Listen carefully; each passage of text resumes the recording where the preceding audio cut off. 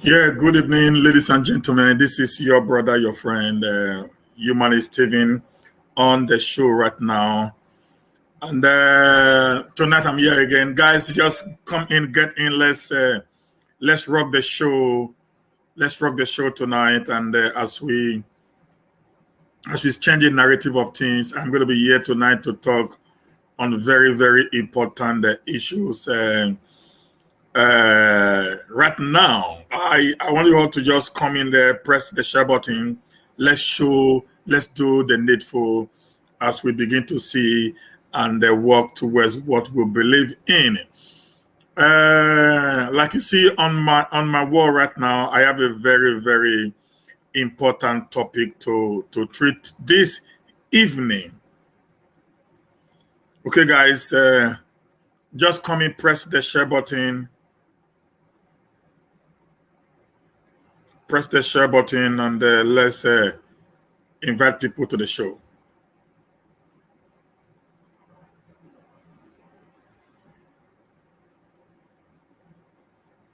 So just come in, just press your share button, guys. Invite somebody in. Let's do some talking. Just press your share button, invite people in. Let's actually do some talking, guys.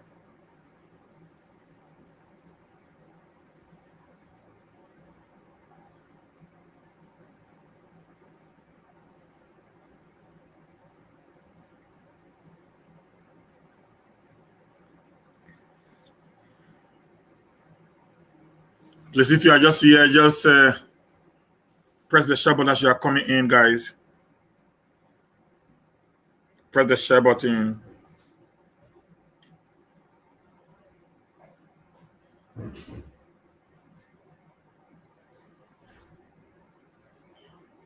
Press the share button. Let's rock the show.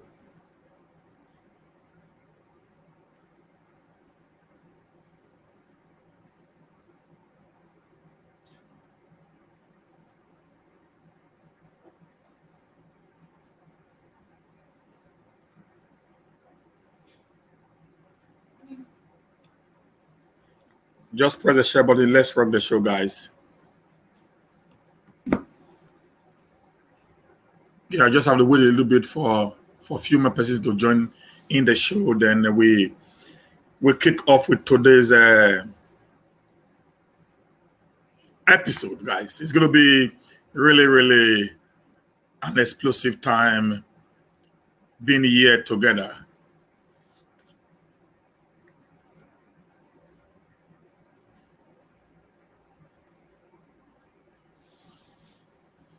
Joshua, just come in, please give us a like, just like the show, then press the share button, guys. If you are watching me first time from Nigeria Watch YouTube, please just click on the subscribe button, press the notification, and give us some like, some thumbs up. Okay, guys. I think I have not gotten notification from YouTube yet. I've not gotten one from YouTube. I don't know what is happening. I just have to go over to my YouTube page now and also share the broadcast on YouTube. I ought to have gotten the notification right away, but I've not gotten any right now.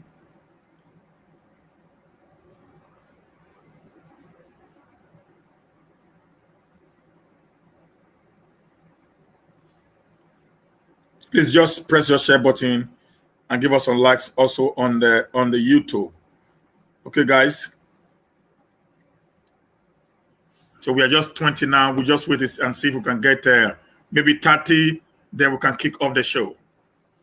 And we need more likes. We need more likes, more views. Then when we are 30 in number, then maybe we can start up the show right away. Tonight's show is going to be something that we all are going to enjoy. Okay. Okay. I kick off. Anyways, I'm one guy who's an advocate of a united Southern Nigeria, and I believe that in unity we can be able to destroy all the political leaders who have actually held us perpetually hostage. Mr. Samot, I agree with you.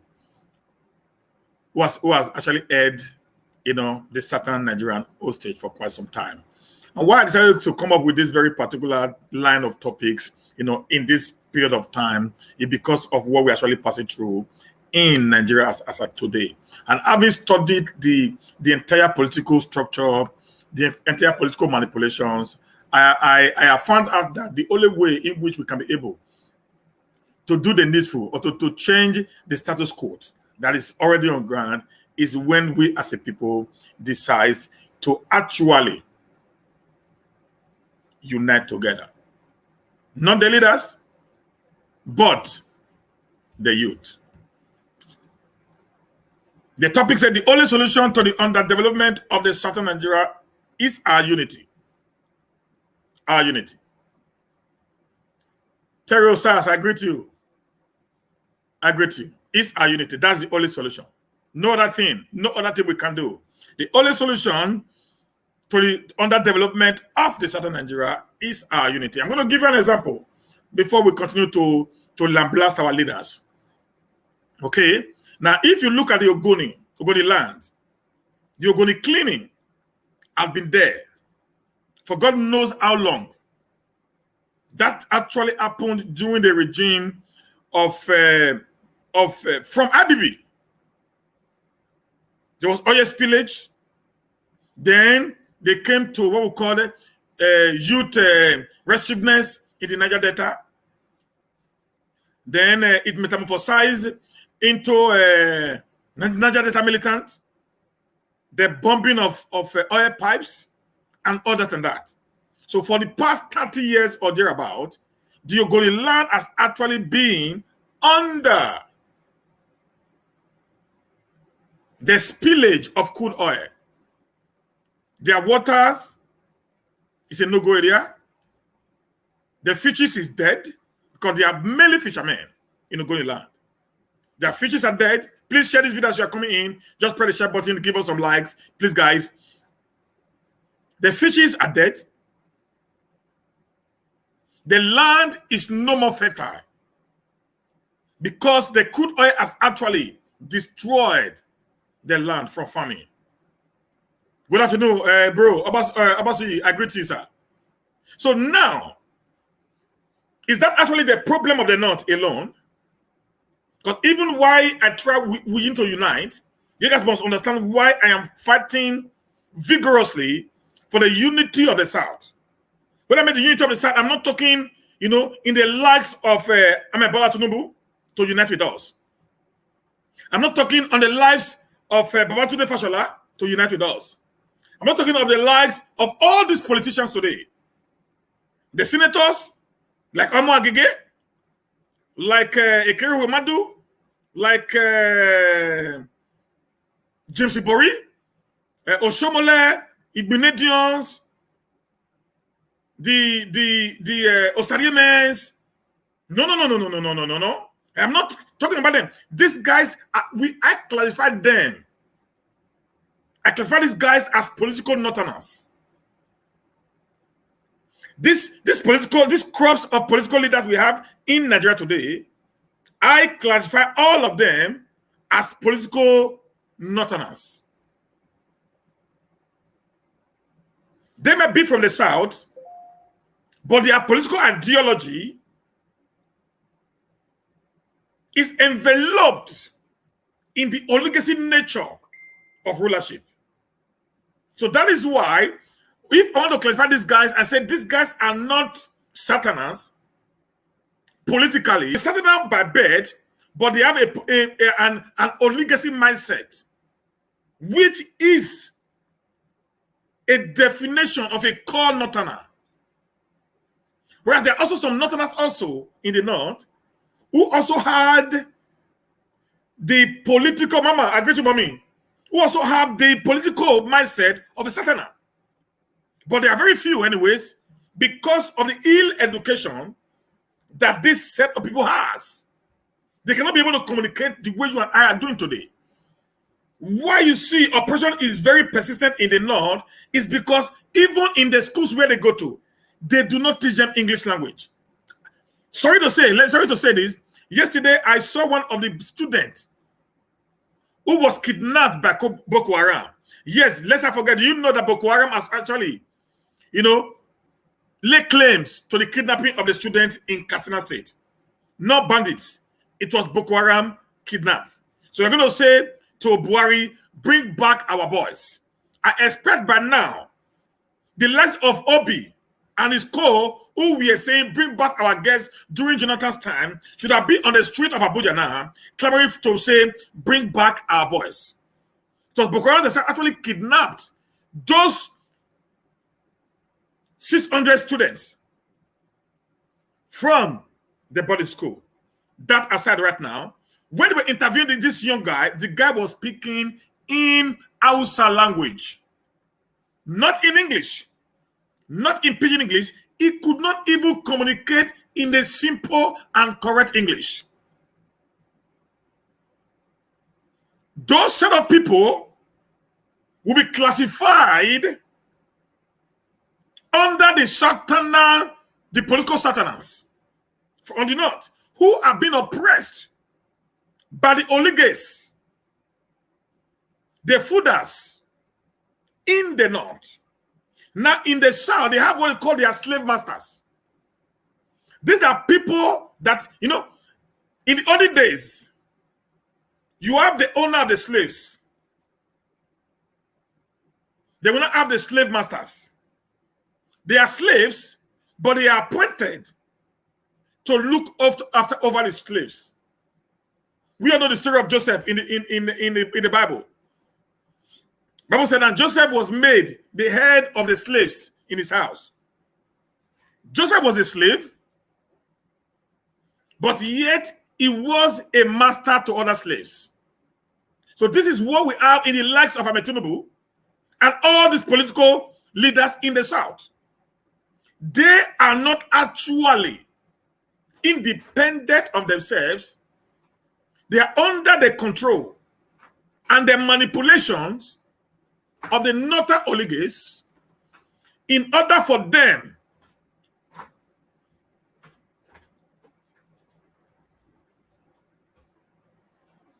in order for them to be able to continually keep us in perpetual bondage. These old guys are not ready. Zion, Extra. These old guys are not ready to sacrifice anything. They are too comfortable with the setting that is already operating in the Nigeria of today. It is working for them so well that they are not actually ready. It's really working for them so well that they are not actually ready to lose sleep, because the effect of what they are doing is not directly affecting them as a people. We are crying today because we are bearing the bond of the insecurity in Nigeria. These guys have soldiers gathering them. They have battalions of policemen gathering them. They have battalions of civil corps guiding them, mobile police, army, just name them. Please, guys, as you are coming in, just press the like button, please, guys. So sit down, please. The first thing you do, press the like button and share the broadcast. So these guys are so comfortable because whatever they need today is in their disposal. Just don't get freaked up. They don't get worried. What is happening around, just like the way you and I are being worried today. They have the money to do or to buy what money can buy. And remember, guys, this money that they have today is actually you and I money, not theirs. They stole the money from us. They left us perpetually poor in order for them to be able to manipulate us, use us for their own personal, selfish interests at the detriment of our future and the future of our children and our children's children. Like I was saying about that young man who was talking in the north. Who was talking in the north? This guy was a secondary school student. Okay? And do you know what? He couldn't even speak a simple and correct English. Sister Yvonne Difference, good evening, ma. Couldn't even speak simple and correct English. A student in a boarding school, not even home. guys, he could not communicate in a simple, even in a pidgin English. At least make we just say with the English where they talk. They were interviewing him. BBC, Channel Television was interviewing him. The boy was speaking in pure Hausa language. Somebody else was not interpreting what he was saying at the background. That is the level in which they've taken the NATO. And our Satan leaders is already planning to do the same thing to us.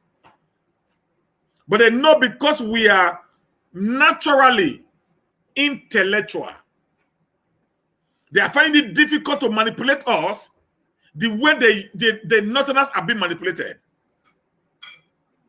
And because we are too academically, naturally, not naturally speaking. Even our mother who are 80 years old speak pidgin English. Our 80 years old mothers in the South, they hear broken English.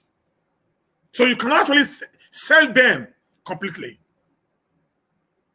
They hear broken English. They can understand. They can communicate with the broken. But that is not in the North because they have actually held them hostage. The fooders, those that control the North, has held these guys perpetually hostage. And that is what they are trying to import to the South today. When they keep them hostage, they brainwash them. They tell them that the Southerners, we are not Nigerians. They gave this people the impression that Nigeria belongs to them. Guys, get this clearly right now. These Northern leaders tell these people, these young lads in the North, that Nigeria actually belongs to them. So they own Nigeria from the desert to the Atlantic. They give them the impression that we are conquest. You know why they have such a mind? Because our certain leaders have sold out. You know what happened in the Bible now? When Esau was hungry, he needed food at all costs. He sold his birthright. The certain leaders have actually sold their birthrights. When there were killings in Lekki, Tinubu said nothing. No certain governor said anything. Guys, I can promise you what happened in Lekki, if it had happened in Kaduna State or in Sokoto. The shooting in Lekki, if that had happened in Kaduna, in Kano, or in Sokoto State, or any part of the North,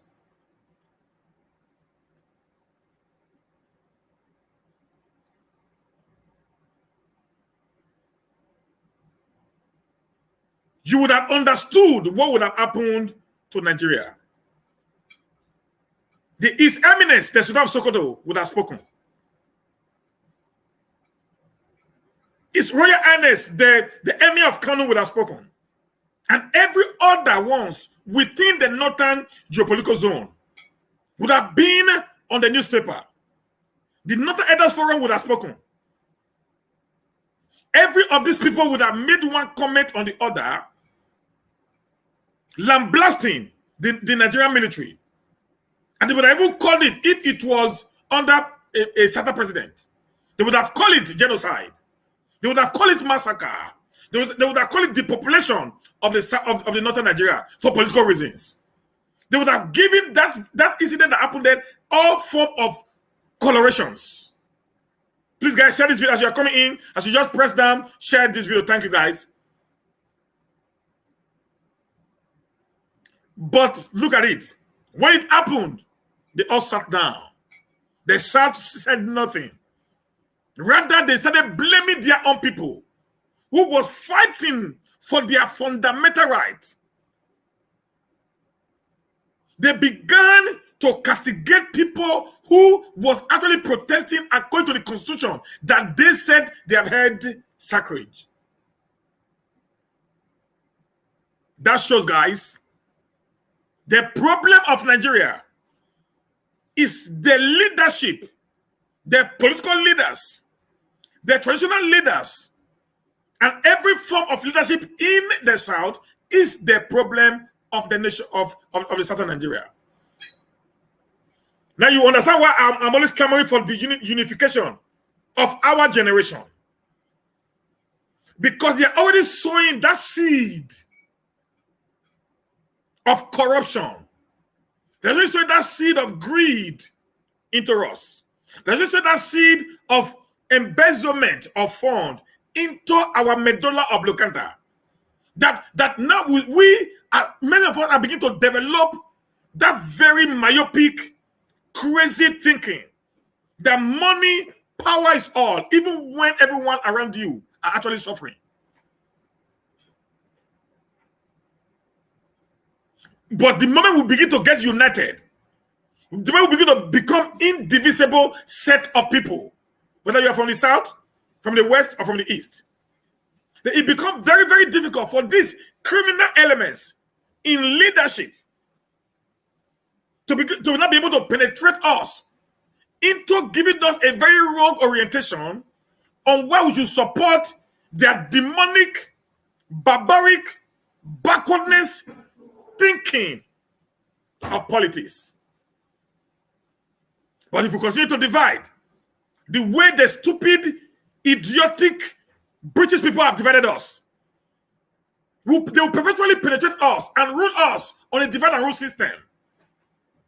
If we don't accept their decision in the South, they'll go to the West and sell their idea to the Westerners.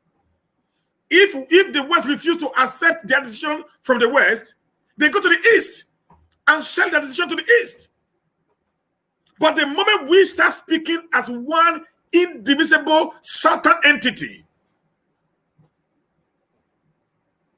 it becomes clear and simple that they have lost grip of what is left of the South.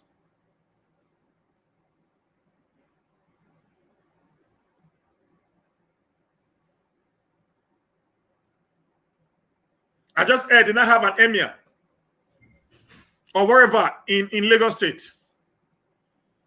The Fulanis now have a throne in Lagos, where the Oba of Lagos is already resided as a traditional ruler of that place. How do you think that a Doma will go to Kano and have an Enoge, a duke? An Iboma will go to Kano and have an Igwe. A Yoruba will go to Kano or Sokoto State and have an Oni or an Alafi or an Oba, as the case may be.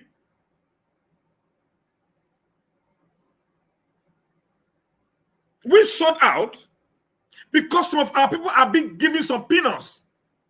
And they even forget that the money they are being given was actually money that was stolen from them.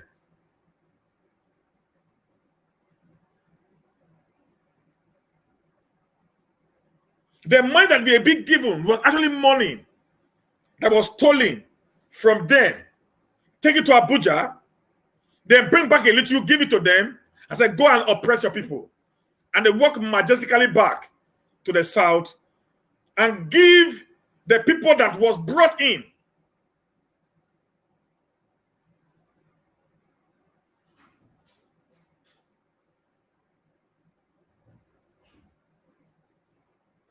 to do whatever they want to do to us as a people. So when I say unity is the only way out, I stood by my word any time, any day. I'm not worrisome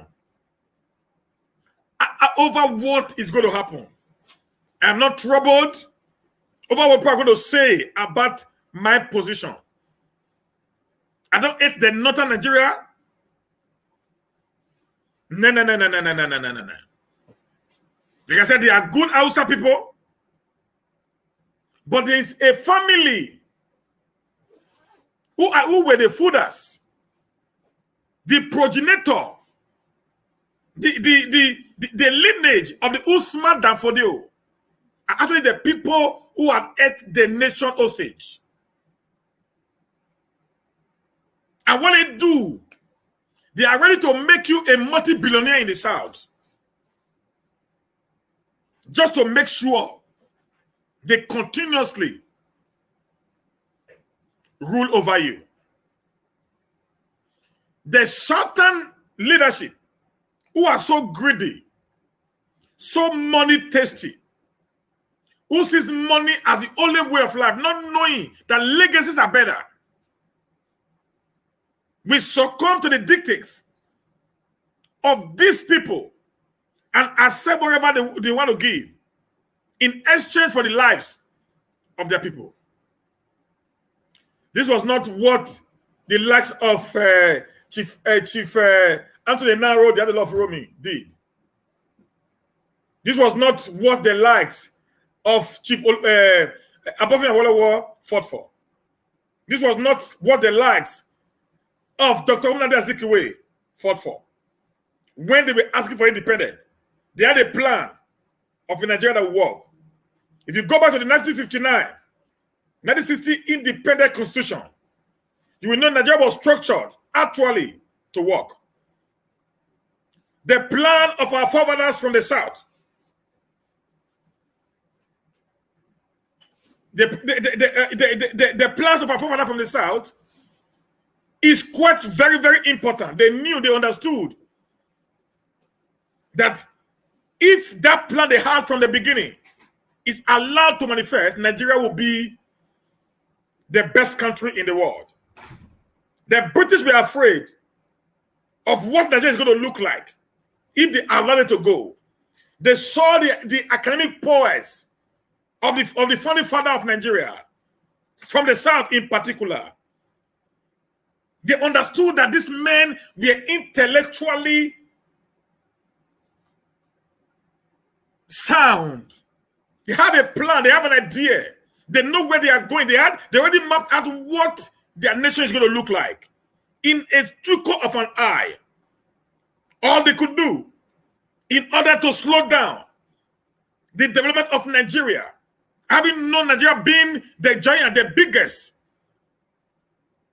the most educated in the world, as far as the black race was concerned, they infused the Northerners into us. Not only that, they rendered the political power to the North, knowing fully well that when the political power gets to the oligarchs, who do not really believe in development, who believes that power must reside around them, that they will be rich and others will be poor, they decided to hand over power to them because they were not actually educated.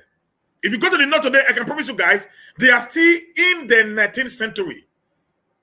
If you go to many places in the North today, they are still in the 19th century. In many villages in the South today, I can promise you, the kind of house you see in the North is not even present anymore in the South.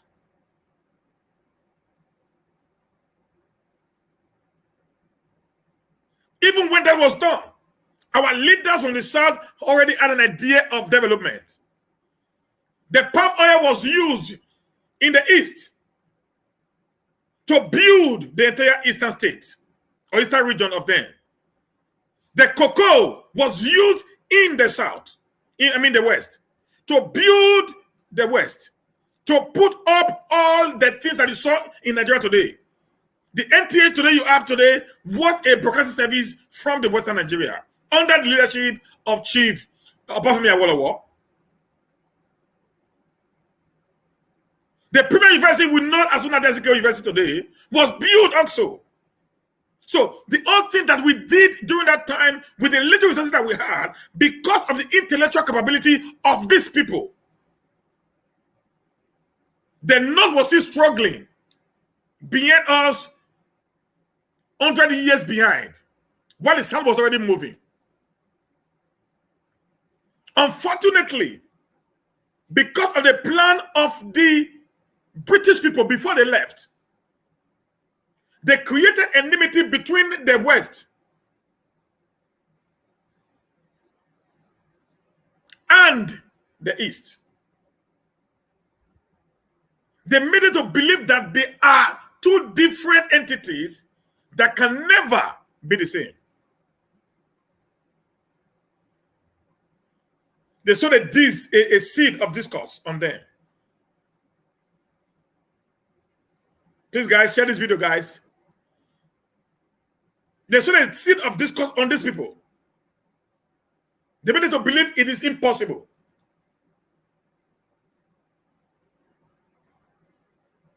Nnamdi Azikiwe never gave Awolowo a breathing space. Awolowo never gave Nnamdi Azikiwe a breathing space. They were always at each other's neck. That was what gave the deciding factor to the North. Okay, guys? That was what gave the deciding factor to the North. The North are becoming the bargaining point on who will lead the nation. That was why in the 1960 election, on the First Republic of Nigeria, Nnamdi Azikiwe came first. Awolowo came second. And no, Nnamdi Azikiwe came first. Tafawa Balewa came second, and Awolowo came third. But then you needed, because it was a parliamentary system of government, so you need a certain number of parliamentarians to be able to get into power. And since none of these people were not able to get that required number, so they needed what we call a merger. That is the beginning of the Nigerian problem. We must tell ourselves the truth, because I am all out to tell us from the beginning where we failed, where our leader failed us. The mistake of then is what we are still going through today. After I would have done this analysis, many of you will get me clearly. Please, guys, I want to share this video. I want this video to actually go viral, guys. Put it up. Let the video go viral. Please, guys. Now, when the time came on who to merge with, there was a talk between Awolowo and Nnamdi Azikiwe.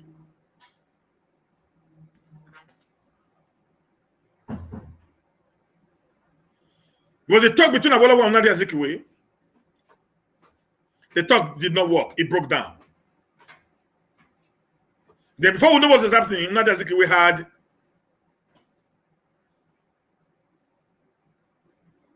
a merger with the NCP, led by Tafawa Balewa and Aminu Kano, the Sultan of Sokoto.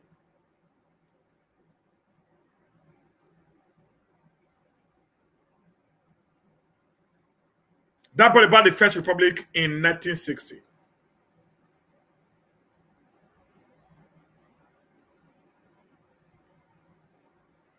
In 1964 again, they had an election. The same scenario played out again the second time. After they had had, the whatever they call the 1963 Constitution. The same scenario played out again. Expect for them to have corrected the mistake of the past. The Southerners again sought out the second time, politically. And they had a merger with the North again. That eventually led us to another Northern rule. When this happened, guys, the Northern began to understand that they are academically backward. They are economically backward. As at this time, the West was very educated, which was the Midwest and the Western region of today. Then you have all the professors in the world. You can hear the big professors, the big names in Nigeria today, as far as academy is concerned, are all from the West. The East was so good in business from the beginning.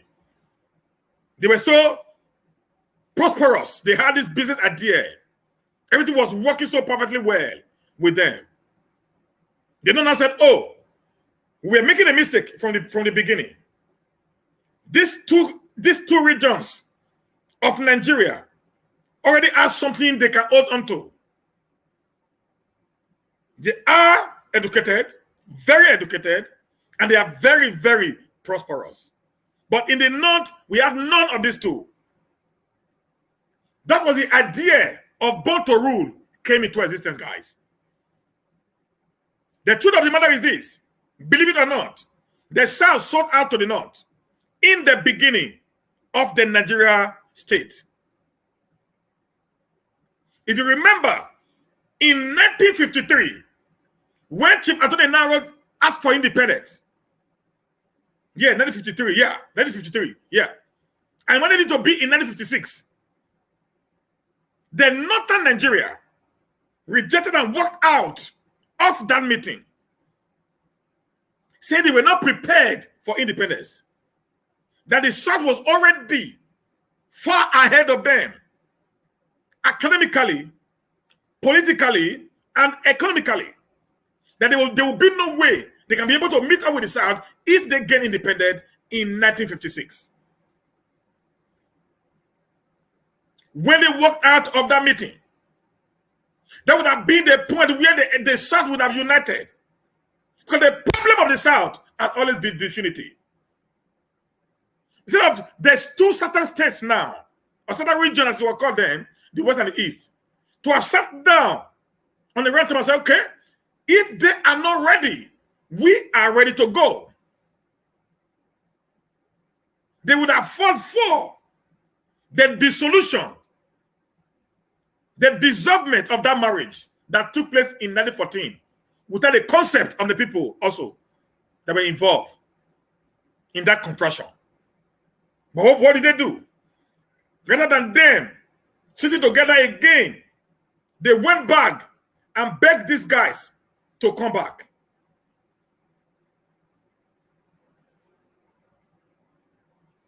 They begged them and asked them, when are you going to be ready for independence? It was actually the North that chose 1960 as the day they will be ready, prepared to allow the British to leave Nigeria. Don't forget, as at this time, there was already an abolition of any form of colonial masters.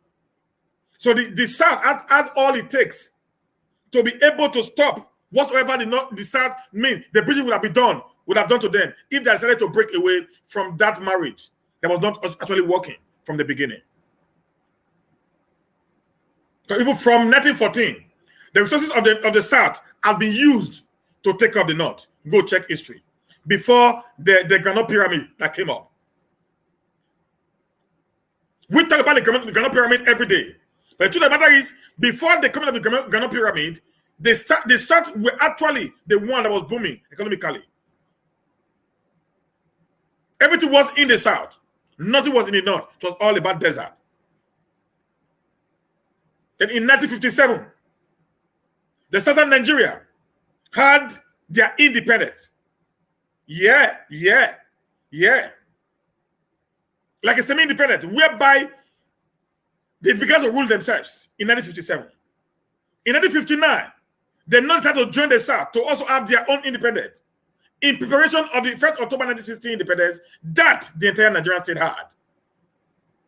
So they South had all it takes from the beginning to have understood the plans and the workability of the northern elites, particularly the oligarchies, who love power so well. But they failed because of the disunity that have been ravaging the South from the beginning, which was created by the British Empire.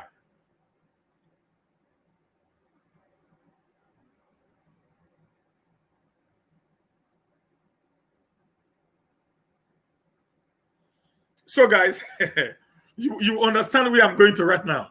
I decided to take us back through history. for you to know we should not make the same mistake again. Our forefathers have made this mistake repeatedly. They never knew what is power.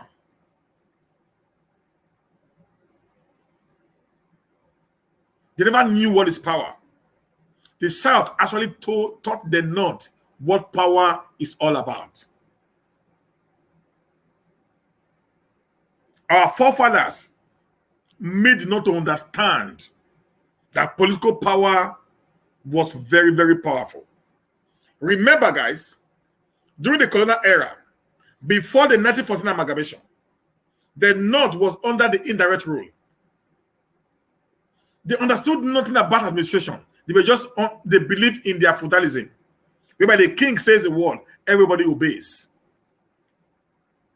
But in the South, no, they had, in the South, it was a direct rule. So the Southerners we actually taught what governance was all about, because that was more like a Republican, even before the amalgamation. Because we were actually already working. Like the Benin Kingdom was a Republican. Like the Igbo was a Republican. Even the Yorubas, they were all Republicans. So they already had this workability of how proper governance works in the South. They not only believe in it, they only believe in the monarchical system of government. Where the king says it, everybody obeys. But in the South, we already had this system whereby even when the king says something, there are people that are there that can also debunk the king and say, no, king will be overthrown in the South. King will be killed, something like that. And on and on. But when the South could not unite from 1959, when they brought these people to power twice, that was when the Sultan of Sokoto started saying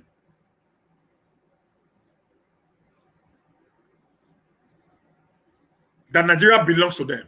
There was a video he did. He said Nigeria belongs to the North. That if they are looking for workers, the first set of people that they are going to employ will be the Northerners. Then after the Northerners is expatriate. After expatriate, before they will not consider the Southeast or the Southwest. This is a video that was done by the Sultan of Sokoto, the Aminu Kano.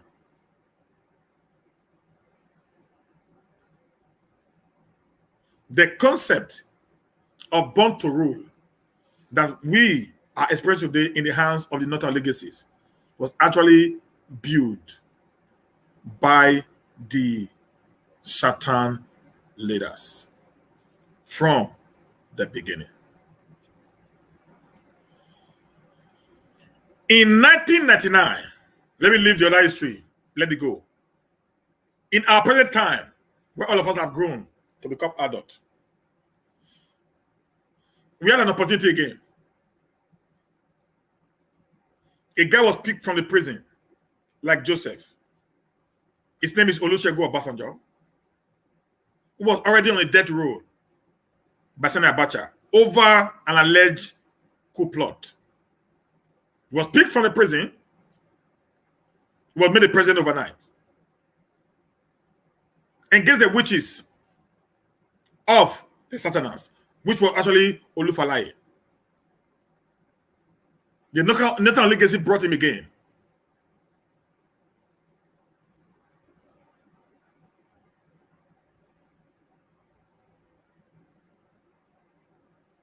They brought him to power. He had an opportunity to change the narratives. But no, it was vendetta. He began to fight the people in the South. He started with this Bola Tinubu anyways. Had allocations to Lagos for how many years? Went to Udi and wiped out entire nation, entire city entire village, entire community, as you may call it. It became an oppressor of his people. Fling out this man in the Ngige from office. There was a coup against Ngige from office before he was impeached. He came in, he knew the constitution that brought him to power was not workable for the progress of the South. But he never cares. He was only interested in being a president. He never cares to say, okay, this is not workable. If he had cried out in the First Republic, in the first term of the Fourth Republic, a lot of amendment would have been done to that fraudulent paper called the Constitution of Nigeria, which is actually prepared against the North, against the South. He read through the Constitution as President and Commander-in-Chief of the Armed Force and the Constitution of the law. And as at this time also, a Southerner was also the Senate President from the East. They did nothing. They were comfortable with what they had because of what they're going to benefit. The status quo was not favoring the South. But because it favors them, they forgot the other of us. In a constitution of a secular state, there is a portion for Sharia. In the constitution of a secular state, there is a portion of Islam. But there is none for the Southern Nigeria. No Christian, no traditional worship, nothing whatsoever.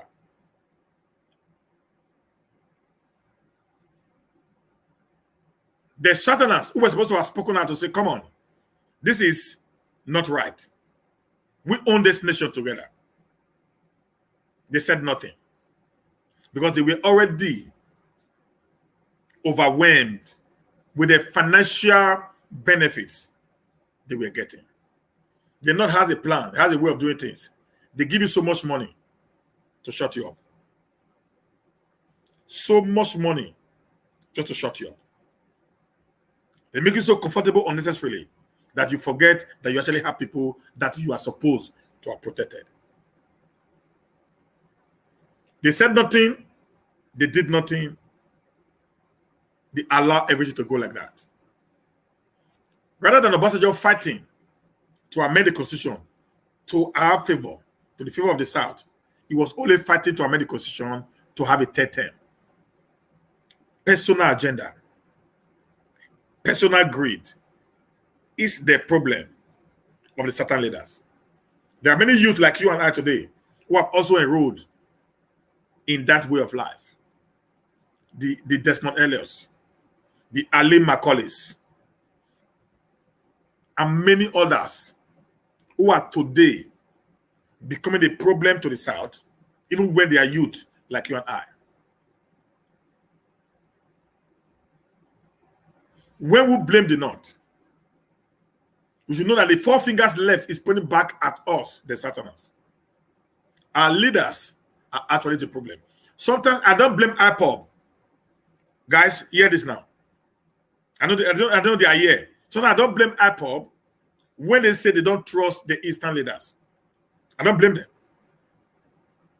Why should I try to make it to understand that even when we don't trust them, because they are already in power, they have the yam, the gun,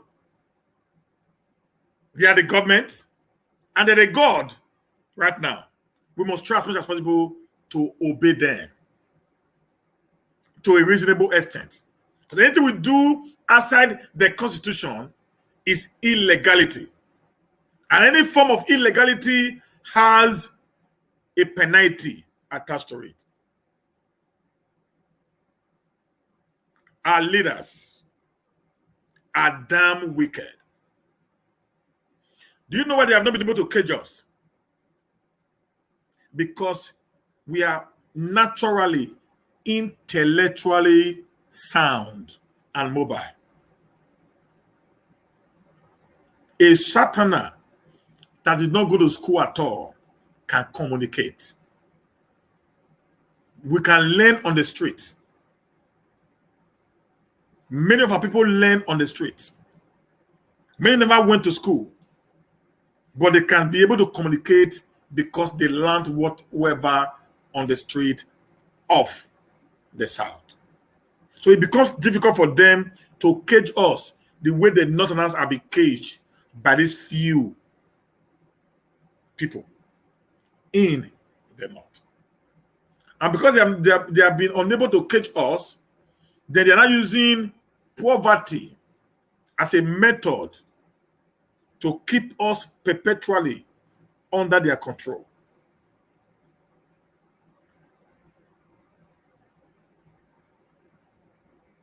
How do you expect? During the IPOB Broha, Operation Crocodile Dance, that they went to Abia State and killed thousands of IPOB leaders.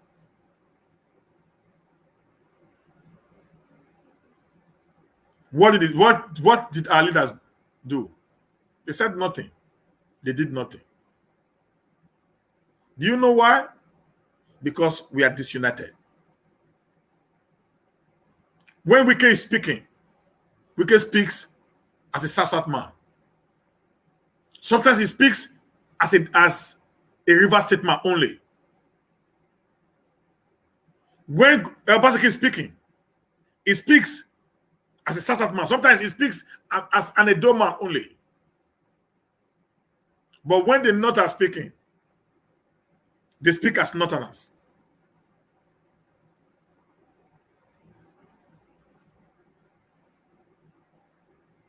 Yeah. Yes, thank you, Messi. When Buhari was shutting down borders, the entire border in the South were shut down. The entire border in the South were shut down. But all the borders in the North were still open. They were smuggling. Do you know how many millionaires have been made since the border closure in Nigeria? Do you know how many millionaires have been made in the North since the border closure in the North? The certain leaders are aware. What have they been able to do? Nothing.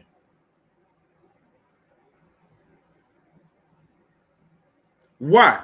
I don't know. The reason is because we are disunited. There is a disconnection between us as Southerners.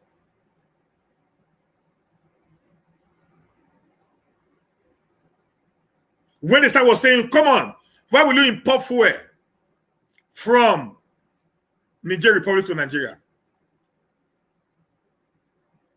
Silva, a Bayelsa man, came and said we should be happy that they are importing fuel from Niger Republic.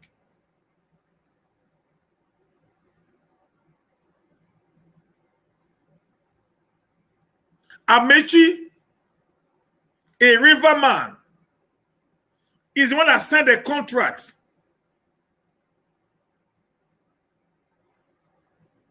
for the construction of railway from Kaduna, the beginning of the North, to Niger Republic.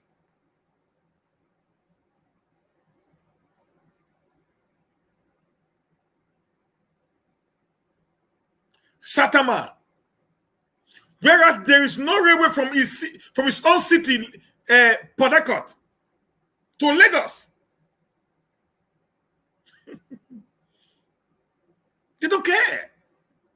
All the railway stations that have been constructed by all these certain leaders are in the North. Tell me, sir, what did Buhari did during Abacha time as the Petroleum Trust Fund chairman in the South? All the roads you see in the North today were constructed by Buhari while he was the PTF chairman.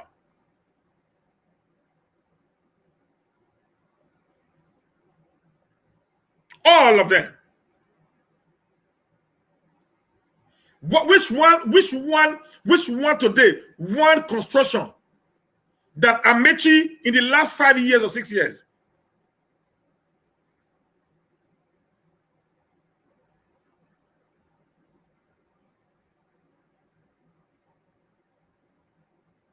to the south. None of them. They don't care. Amechi is not very rich. He's not a big multi-billionaire guy. That's all they care about. Take their children to overseas, buy luxurious property for their children overseas. But they forget that this overseas Rome was not built in a day.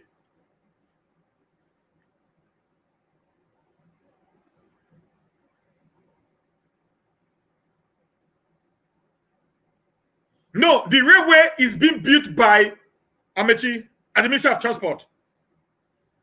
The railway is being built by Amechi, not Fasholasa.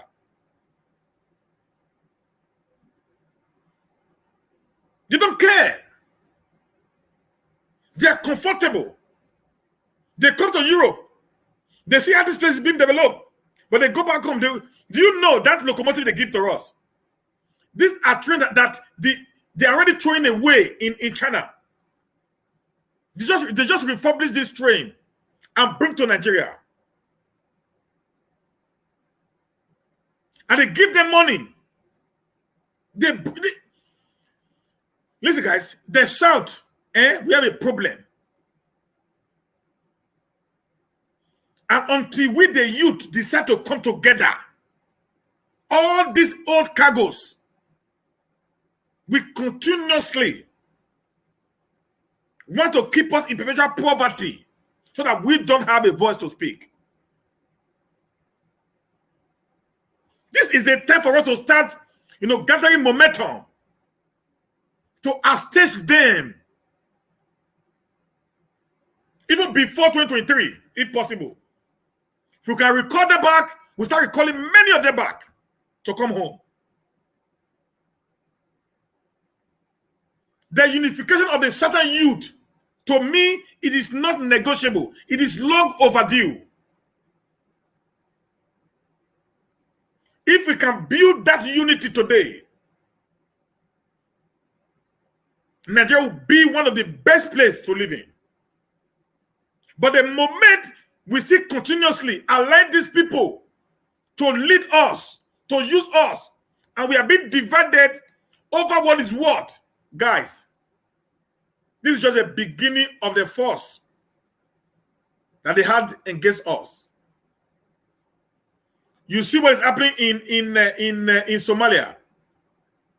Leadership failure. You see what is happening today in Eritrea? Leadership failure. You see what is happening today in Cameroon? Leadership failure. Ivory Coast, leadership failure. Gabon, leadership failure.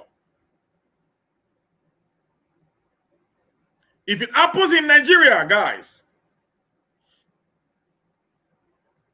if we don't rise up now and say no,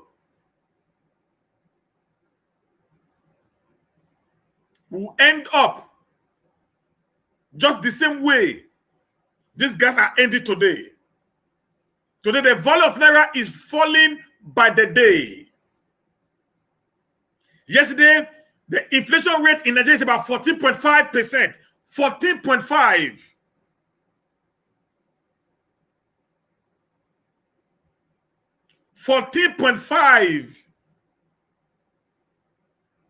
%. Increment.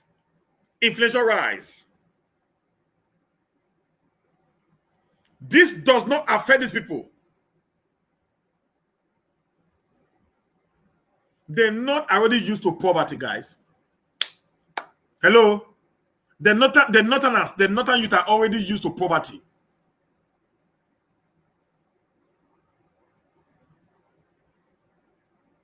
They're already used to poverty. Listen, guys, do you imagine when 110 people were killed, slaughtered like cows, and the North said nothing? There was no revolt. You didn't hear any news. Nobody cares. They buried them. Do you think that will happen in the South? And the news will die now? Do you think what happened in Borno State will happen in any certain state? And the news will die in 1 year. Ha.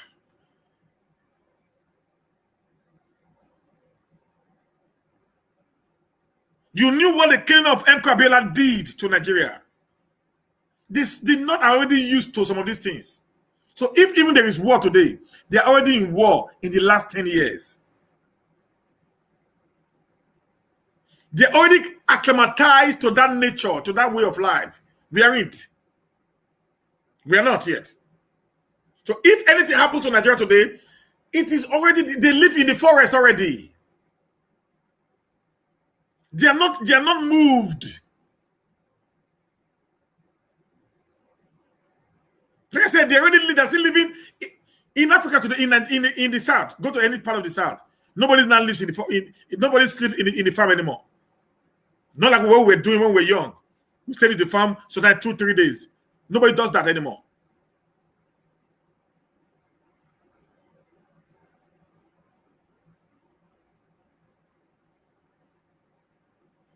We must unite.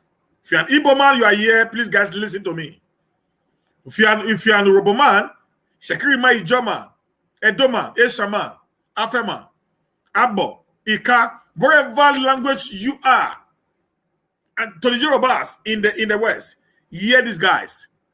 One indivisible South. We solve the problem of Nigeria like magic. I'm not joking. I'm very confident of what I'm telling you. All we need to know is to start thinking alike.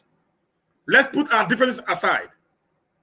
Let's unite as one force. We can do it. It is possible. It is workable. It is not a rocket science. We can make Nigeria work. If it doesn't work, we can call for a referendum. If the referendum doesn't work, then we can say, okay, let's depart for a while and see how workable it will become.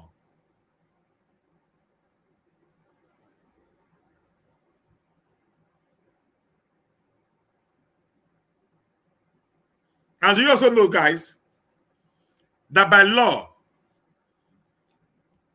any contraction that lasted 100 years can be revisited. It is in the United Nations Charter. Any contraction that lasted 100 years is in the United Nations Charter. It can be revisited for a renegotiation. That was what actually brought the agitation of the Biafra by Nnamdi Kanu and his group. Because Nnamdi Kanu has already read the charter, he understood what the charter says. But then the certain leaders, even from the East, refused to support this move by this guy. Like I always say, guys, if somebody do something good, I'll say this one good though. If somebody do what bad, say this one bad. Now, the guy understood this. But many of the Satanists, some of us, refuse to follow that path. The way Amanda is doing it, that's not my problem right now. But does he actually know what he was doing? I think yes. Because he understood the law that was already in existence. That after 100 years of a contraction, the people can renegotiate. Because in the first place, the nation called Nigeria today, there was no negotiation. The Benin Kingdom was invaded in 1897 by the British people. They took the Oba Benin away, Oba Rome and Obasi to Calabar. And while Oba was in exile, they added Nigeria to this present day. I mean, added Edo State, the Benin Kingdom there. The empire, it was an empire.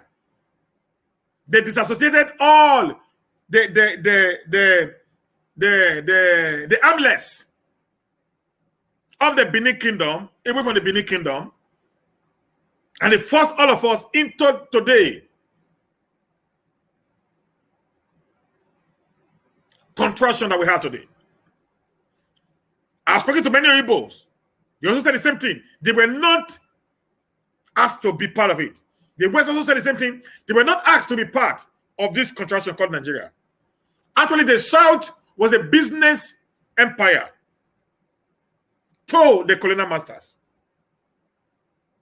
The reason why they brought the North and the South together is because of they want to reduce the cost of administration, not as a country.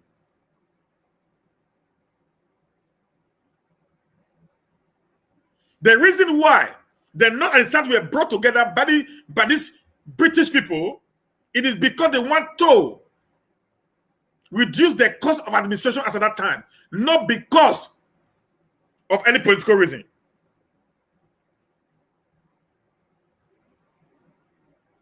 So that is why this whole concept of the Nigeria was not a thing that was discussed on a round table talk.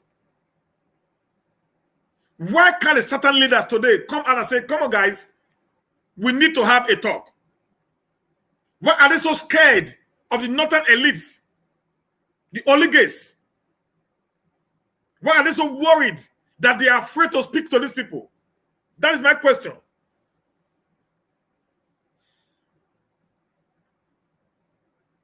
It has been from the beginning, not even now.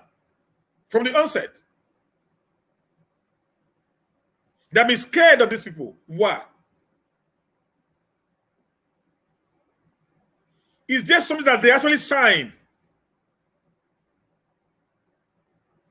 that we are not aware of?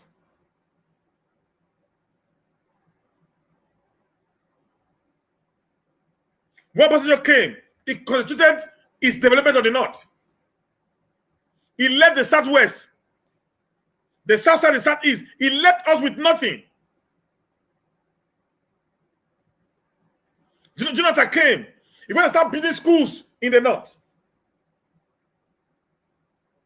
Everywhere in the North, he was developing them, living his own state, that even to his own house, there's no road. Even to Jonathan's home, there's no road. It did not even cut his own road. It's the road to his own house. I heard the last time he was coming back, his Jeep, sank in a mud. I begin to wonder. But when the North are in power, they do everything to favor the North. Buhari came now, the entire northern, the entire military architecture are all comprised of the North. All the parastatals today, everybody that's resigning, if it's a Southern man, it's being replaced by another man. If it's a Northern man, replaced by another Northern man. Today, I'm even hearing the IGP, the next command from the South, they're trying to promote him now to DG, to the Deputy Inspector General of Police, so that when Adamu is leaving, they will retire with Adamu. The next they're going to follow him now will become from the North again. That's what Buhari is already planning. But when a Southerner is there, they behave like big brothers, which they are never.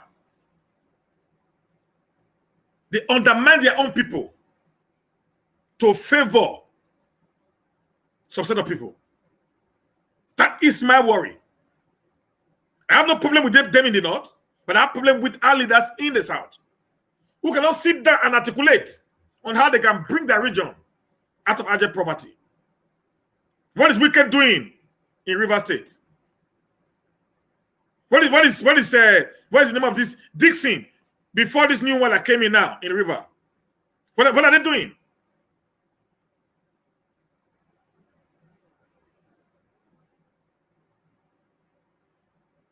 What is Okoba doing in Delta?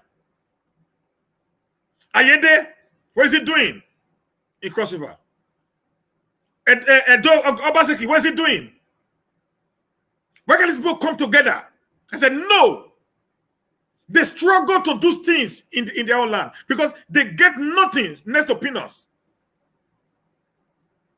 With the high environmental degradation, which is being caused by the reason of the exploration in the south. They say nothing, they do nothing.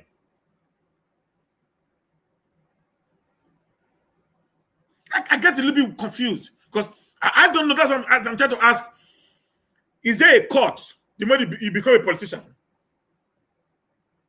Are they in one form of court or the other? Like in the south, they took an oath, or is there when they take it to in the north before they can support you? That you must swear an oath. Now, if you come to power, you should never develop your state, or you should never see anything that will liberate your people from the shackles or the present government. I want to know, guys. Please, somebody should help me. Maybe I'm going to say maybe I don't actually understand. I want to know. Is there anything that I am missing as of today?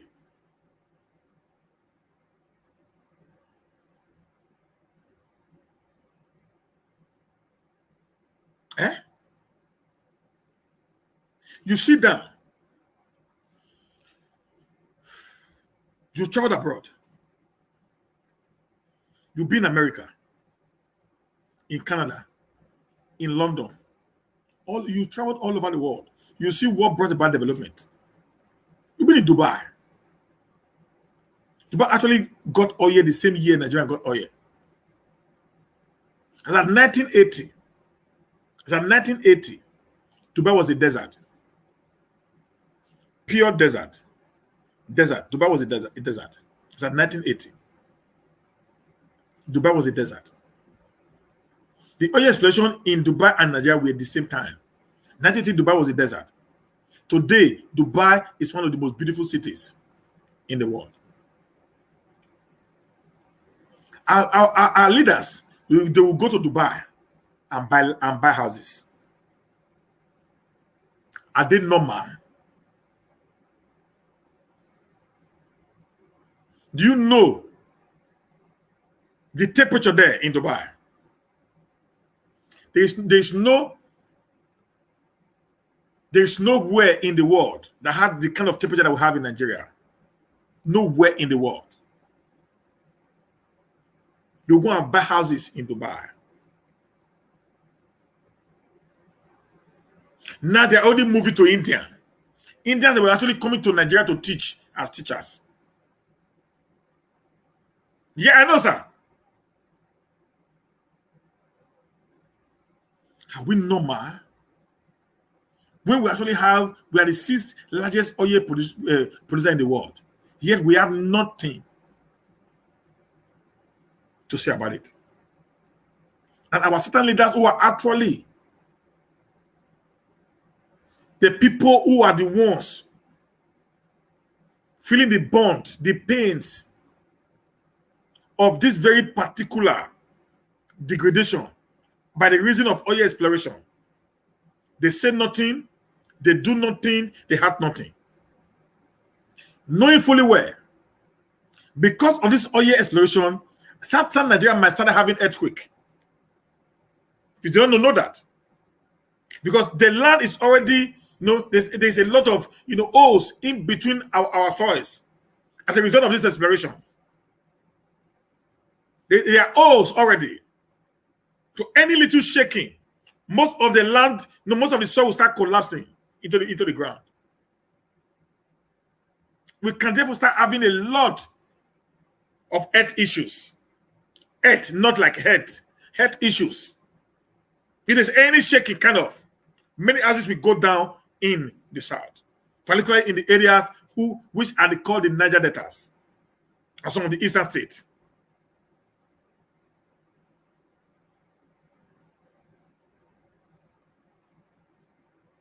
And with the youth, we are still fighting each other on social media.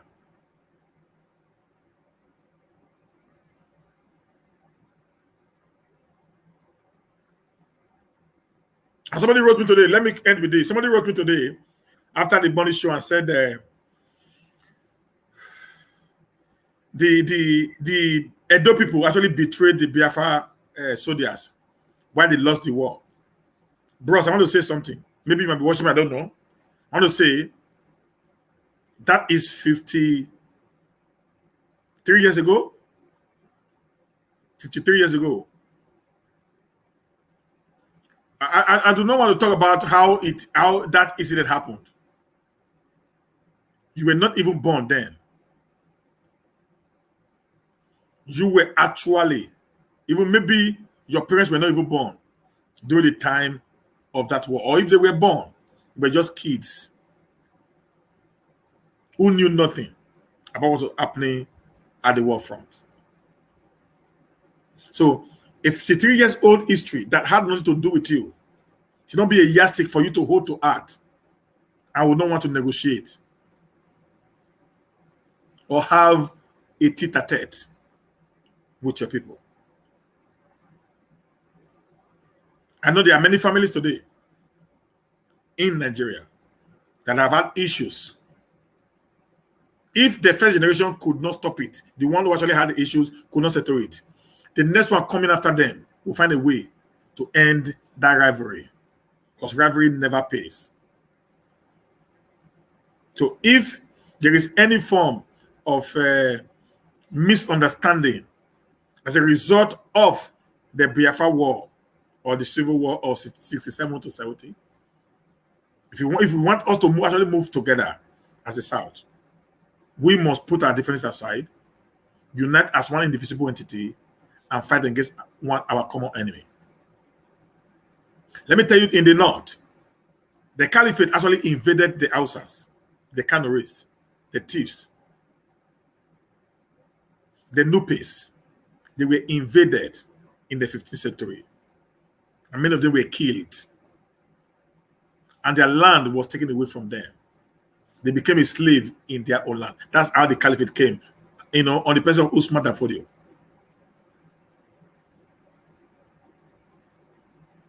But today, no Northerner talks about what happened, how they have become slaves in their own land. Sometimes you need to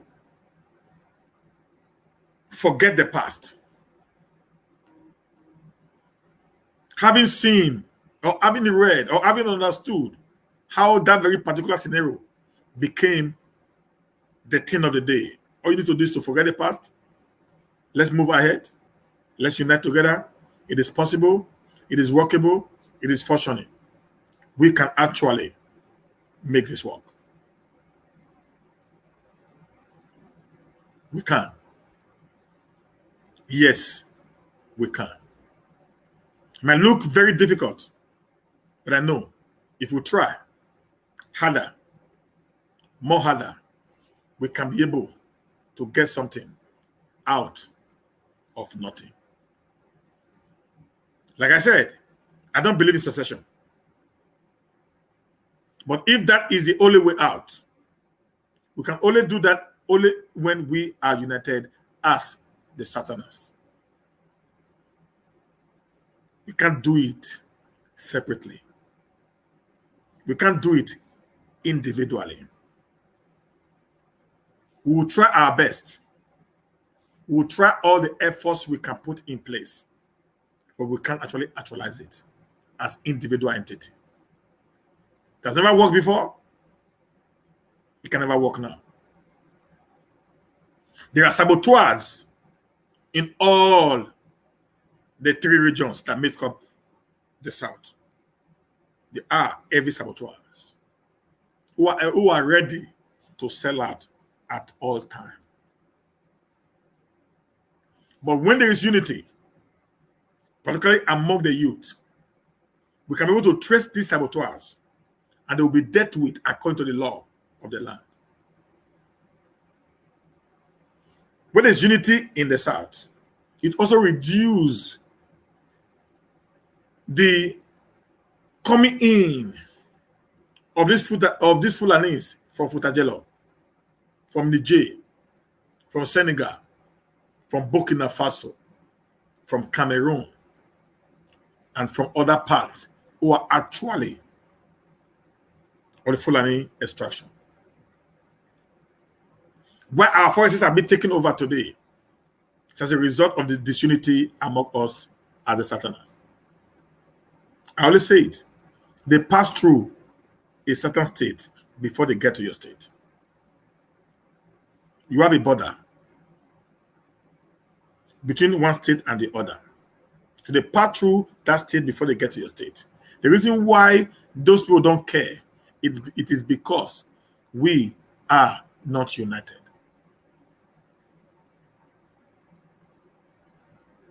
If the Southerners, you and I, entered a lorry filled with cows, we are going to the north, and we'll be stopped at the border. And when they check the cow, they found that we have over 200 youth in the truck. I do not think they will allow us to pass to, even if we say we are not going to the state. They will return us back to where we are coming from. That mindset is what I'm talking about. It's not the unity of these elites to oppress us, no. It is our unity to be able to model out how our state or our region should look like. We have been slaves since 1960, since the independence of that nation. We have been slaves in our own land. That's why it was one time they said they were born to rule. It was Obasanjo actually to make them to change that. In Sokoto State, their motto was born to rule. And it was approved by the Northern legacies. They accepted it. They see it as a norm, that's actually who they were. And they go around very proudly saying they can do anything, nothing happens.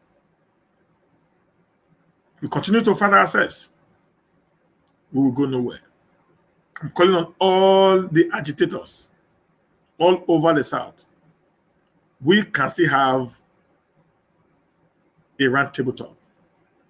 We can still discuss as a people. Let all of us put our differences aside and marshal out the road to the liberation of the South from the shackles of the oppression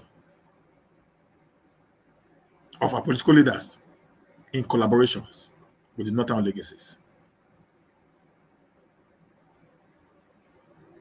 It might look impossible, but nothing is impossible when we are determined to make a difference. Except we are actually fighting for individual recognitions. Except we are actually fighting so that we will be known as the one who's actually the best. Except we're actually fighting for our ego, not for the people that we actually believe that we are ready to die for. Until the South sits and start thinking, will my ego be more better than the freedom of my people? If you believe that the freedom of your people is more better than your ego, you can drop your ego and go down and have a tete-a-tete with your fellow brothers who have a different opinion about the way and manner you run your things. Okay, guys, we are fighting for one cause. We want to liberate our people. You sit down. You had a talk. Even during the talk, you can have arguments. We argue, we disagree to agree. You can have your own talk, have your own wherever, and then you come up with a match out plans on what you're going to do and how you're going to do it. And when this is not be done, it becomes easy for you to not be able to put a plan ahead on what we will not do as a unified body. In unity, there might be differences, but what covers the difference is the umbrella that we have decided we have now have a marshal purpose for everybody that we're going to benefit all, inclusive. Why I'm always saying about the South Because when the South is united, I think Nigeria will move forward. As I said, the problem of Nigeria is not the North, but actually the South. We are educated, we are well traveled, we are exposed, we have all the indices of making a great nation. But the few people who have actually held on to power since 1960, recycling themselves in power, and kept us perpetually in bondage. The few who is coming to power today are actually being also corrupt as a result of the way and manner that the South are being planned by some few people.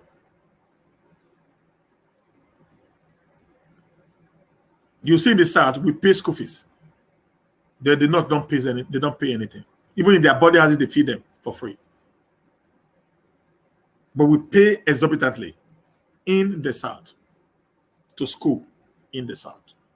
Even the basic education, primary, secondary, we pay heavily. But they pay nothing. They pay nothing. You see the problem?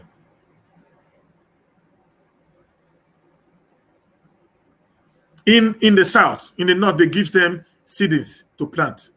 They help them with all manner of things. But in the South, you buy everything practically yourself. You get no help, nothing. In the North, they give them tractors to till their ground, to till their farms. But in the South, nobody helps you. So when we blame the North always, let's go back again and check. Are the North actually our problem? The governor of Edo State is an Edoma. Governor of River State is a riverman.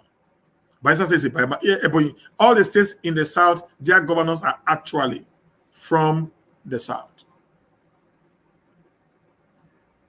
So if they don't do what they are expected to do, why they are in the South, is that now actually the problem of the Northerners? Yes, it's no. They do not have their own way of doing things. If even they are being put in power by the North, according to which we all know, but they have to have the mindset of their own. That when I get to power, my people first, before whoever that brought me to power. Because if I leave power, I'm going to be with my people, not with these people. I think it was an hospital or so. I don't know what was that Opu Uzodinma destroyed. That was built by Emeka Edioha in Imo State. And an hospital or something like that. That worth billions of naira. Said because the place was marked for market. He put it down. Government property. Not that somebody sold the land illegally. Government property that was built by his predecessor. He pulled it down. Just for political correctness.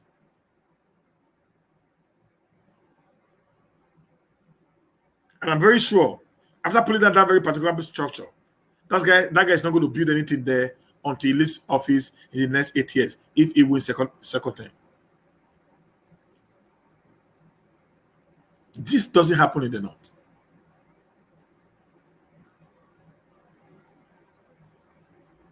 So my plea with my certain brothers, let's unite. It is possible. My Apple member, I beg you guys. I beg, understand where I'm coming from.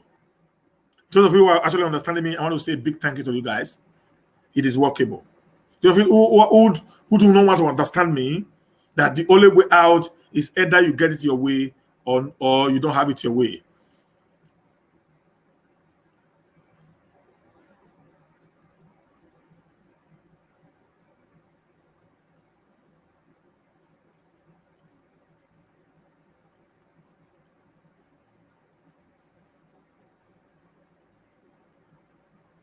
So what I am, it's a destiny child.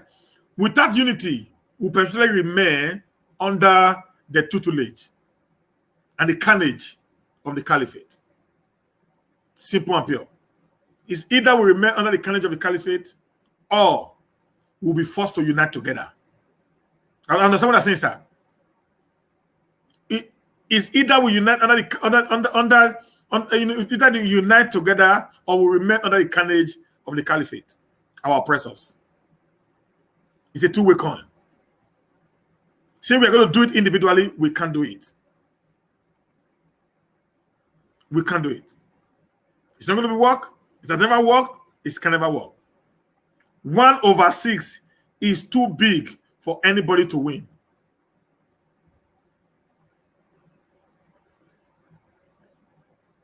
One over 6 is too big for anyone to win, guys.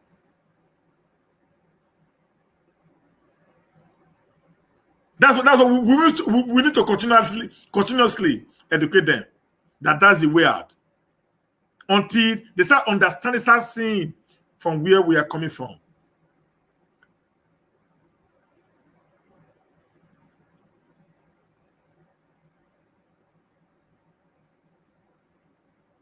All the military equipment, they are in Port Harcourt. I mean, they are in Kaduna, some are in Port Harcourt. There is none in the east. There is none in the east. That's already a danger point.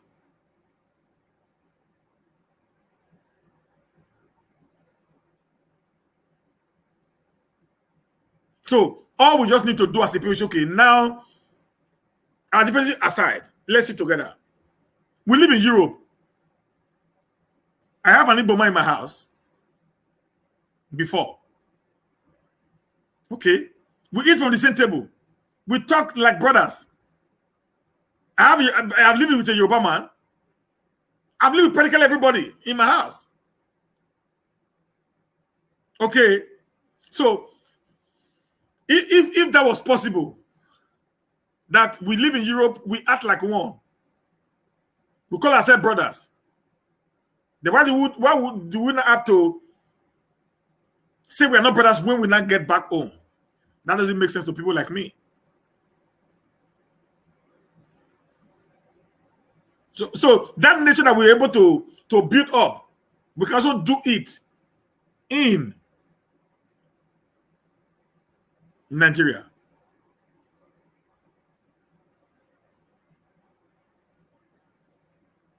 Okay, we can't come together.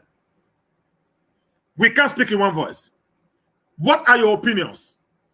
What do you think we need to do to make you believe in our cause?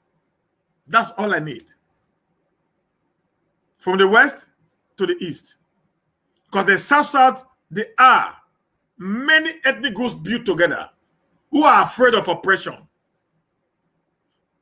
Until you tell them that yes, they should not have any reason to be afraid, you can never win them.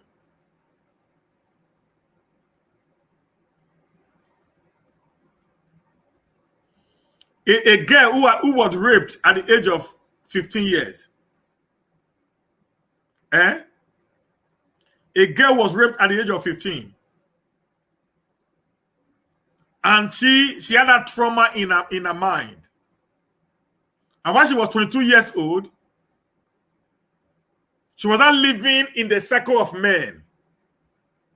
She's going to be ever conscious, uncomfortable. Do you know why?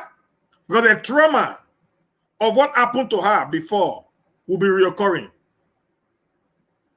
If those guys who are there knew or understood what she's passing through, they would not give her the confidence that no, we are not like those other boys who did to you what you are passing through today. That assurance is what will now make them to make her to understand that yes, this is possible. That I can actually have a relationship, a free mind with these ones because they are my brothers. It is the same thing that we are experiencing in some part of the South. Like I said, the British people divided us. And our leaders were supposed to have worked on this to bridge the gap, actually divided the gap more and more. If you remember in 1963, The Midwest agitated for their independence from the Western region. Because they were a minority, they felt they were oppressed. They now got the Midwest region. In 1966, Adakaboro declared the Niger Delta state. Yeah. The first set of people that actually wanted to leave the contraction called Nigeria was the Niger Deltas. So when people say the Niger Delta never existed, I don't know where the story is coming from. The Niger Delta actually came into existence even before the Biafra. That happened during the time of Major General Aguiya Ironsi, the first military head of state of Nigeria in 1966.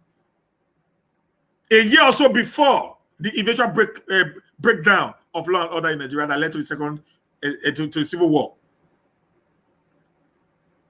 Why did the Niger Deltas then, who were comprised majorly of the Jaws and other ethnic groups around them there, to wanted to have a succession from the then eastern region? It was because of the same thing that they were minorities, they were being disregarded. All I think these are big brothers who are the major ethnic groups in the South, the Yorubas and the Igbos, could do or can do is to begin to speak into the consciousness of the youth of now that it is possible that we can live as one without nobody intimidating each other. That is the beginning of reconciliation for unity. That's why we have the United Southern Nigerian Forum on Zoom meeting every Tuesday. Because we feel that at that point in time, we can be able to now start, seeing what are the things that actually made us, not to be workable, not to be able to work as one. Like I said, the Midwest had their own problem with the West. Now the Niger Delta had their own problem with the East. 1963, 1966.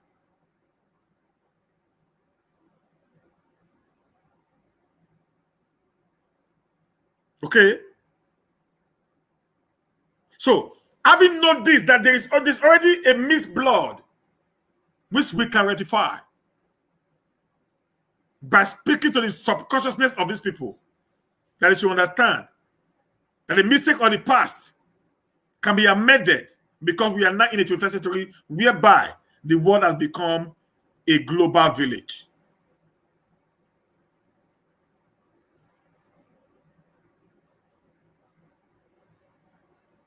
This is workable, guys. It is workable.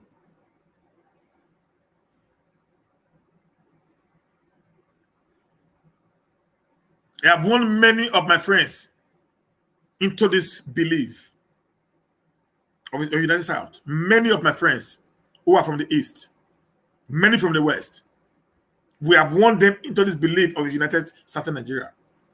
People are already moving in. Last minute of you that follow us on Facebook, you see that there is much people now believing in this unity, that it is possible. We can and we will. To my plea to every agitator, again, Nnamdi Kanu, Asari Dokubo, wounded civilian, Magnus Oreka, this guy, what is his name? Grandson, and all these guys, you can sit down, draw out a plan on how you can work together. Let's put our differences on the table, put our similarity on the table, then draw a plan, a workable plan on how everyone can live on their own within their geographical location. This was what our forefathers did in their time.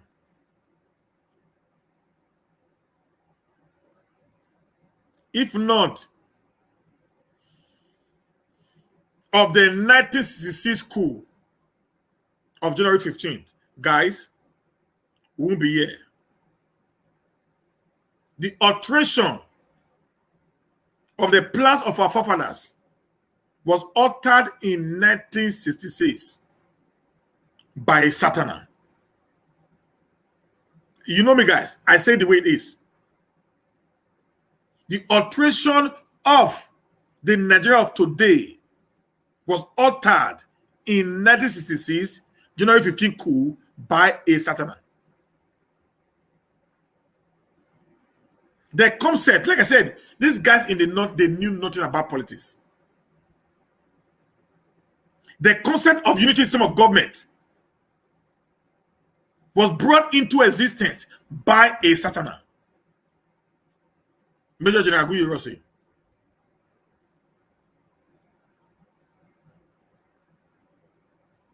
Which the North now took and held on to so strongly.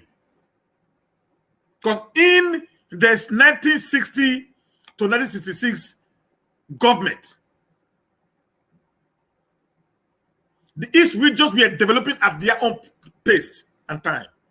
And the South was far, far, far ahead of the North, both in infrastructure, economy, and education.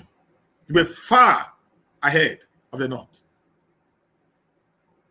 Until that coup that aborted the 1963 constitution did not make Nigeria Republican.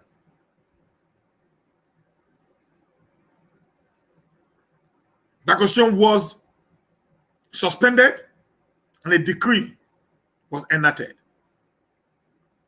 That decree that was enacted brought to place the unitary system of government that is killing us today. It would have been profitable if the South had remained in power. But because of our intellectual capability, we have been able to use that to develop the entire nation. The North saw it as a disadvantage to them. That was what led to the second coup of 1966. July 1966 coup. Which eventually brought a national to power who refused to change what they fought against. Because they saw the advantage. They killed the Igbos who were military. All the Igbo leaders that were military, they wiped them off and infused the entire military apparatus, architecture, with the Northerners. They entered to power. They began to promote themselves indiscriminately in order to perpetually allow the South to be in the second fiddle.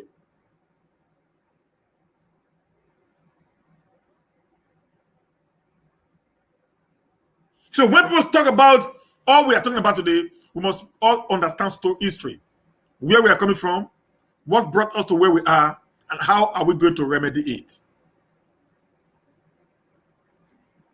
We can, if only we are ready. Let us not allow pride, arrogancy, wealth. Listen, money can buy everything. If money can, Ojukwu would have won the war.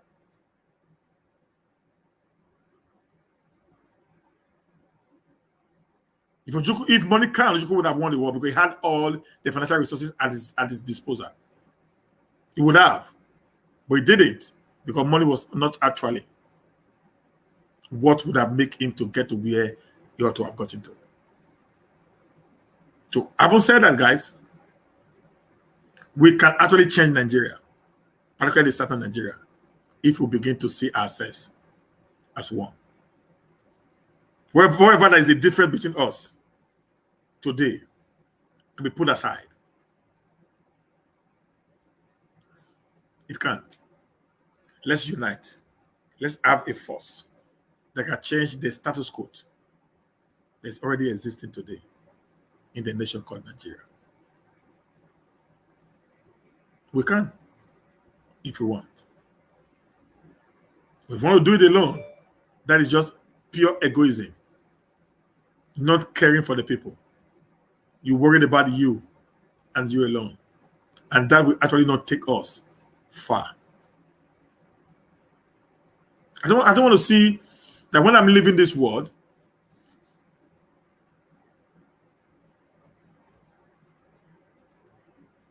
when I'm leaving this world, I don't want to see a situation whereby I will leave this world and at the end of the day, I would not be able to have done nothing to actually change what I met on ground. I may not be liked by so very many people. Somebody just said that you are not educated enough to know your left from your right. Thank you, Mr. Education. Okay, you that is educated, you need to come and teach us what education is, guy. You know, sometimes we as a people, so that we as a people, when you don't listen to truth, you always believe what you feel you know.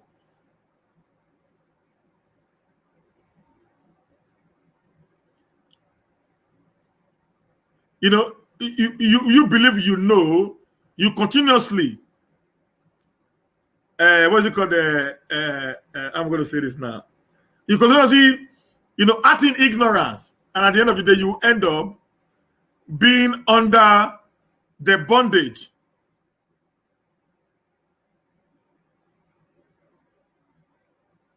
Okay. I thought you were talking to me. I thought you were talking to me. Okay, I thought you were talking to me.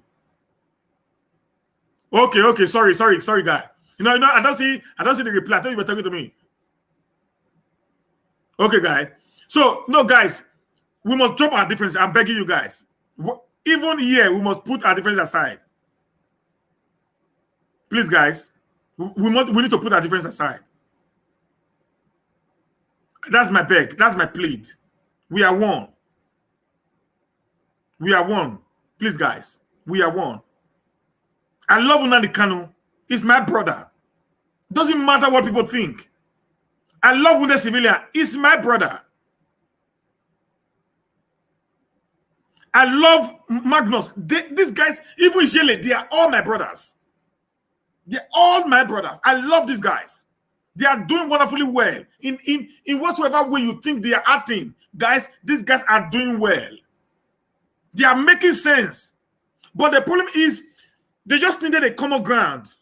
That's what people like us is trying to bring to push them now to say, bros, all of them, we need to come. They're all doing well. But the difference is, if this one is doing this one, this one is doing this one, this one is doing this one, this one is doing this one, that's where we are having a problem. All these people, they are doing their own differently. Oh, fine and good. But we can't do it differently and win. A house divided against itself, not the stand. Today, tomorrow, it can never stand. But if all of us come together, we the civil across, okay, no, they cannot be so. Not be so you're supposed to do the thing. That's so you're supposed to do them. Magnus come, he talk his own. Asari come, he talk his own. Grandson come, talk his own. Nobody come, he talk his own. All these agitators from here. They will not put their own different ideas together. Then all of them will not sit down. Maybe they can say, bro, no, not be so. I think say this matters. If we do it like this, we go work. It go work well. You say, I'm not thinking like that before. Okay. I think they will not put it down. Maybe they're going to say, with a civilian, the way you the attack, not be so, you would have done it like this. Yeah, you are right, but you would have done it like this, it would have worked better. So the more this way they play this game, all of them come sit down, come say, we are all towards one. Because if you hear Magnus talk, they are all towards the south. If you hear with the civilian talk, they are all towards the south. Under the Canon call, towards the south. Grandson, towards the south. They are all towards the south. Too. None of them is supporting the north. None of these people is supporting the north. If I'm lying, somebody should tell me I'm lying. All these people, so all of them, none of them is supporting anybody from the north. None of them. The other one say, no, I'll be Oduduwa. The other one say, no, I'll be Bende. The other one say, no, I'll be Edokin. The other one say, no, I'll be East, I'll be Biafra.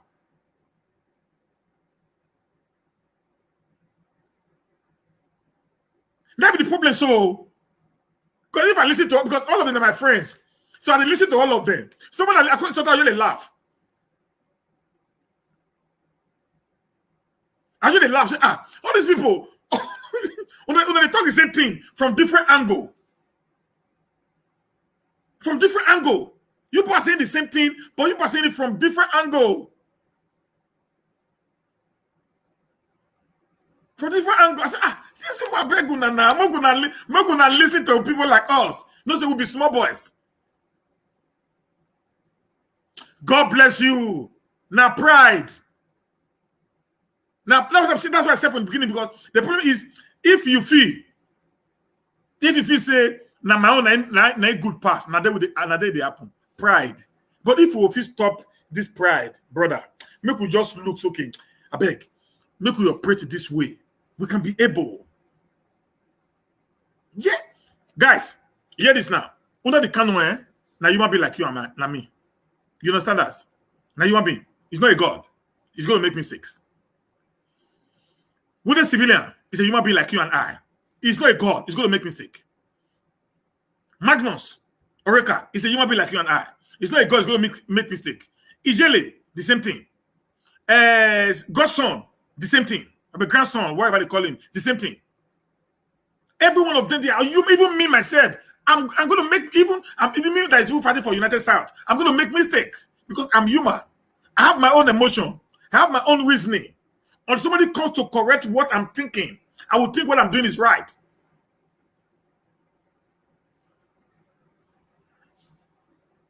I want to ask a question here. Do you believe that nobody does anything wrong? Can somebody answer me? Does anyone believe here that nobody does anything wrong?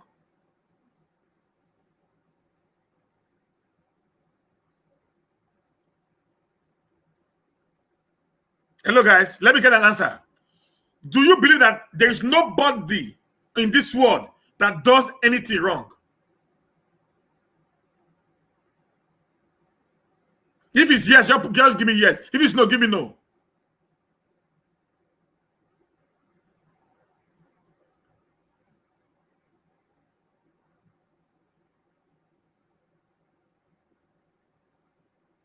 No. Okay. Yes. Okay.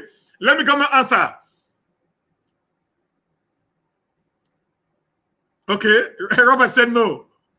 Mommy said yes. Only a dead man would do nothing wrong. Okay. Just said that's no. Mary said yes. Osorobo said yes. this is not a why question. No. Now let me tell you guys. Let me tell you why I said that. We are making mistakes, sir. Let me shock you why I said that. Let me tell you guys why I said that. Everybody, to you, whatever you do is right. Everybody on earth, whatever you do to you is right. It is only somebody that will tell you that what you are doing is wrong.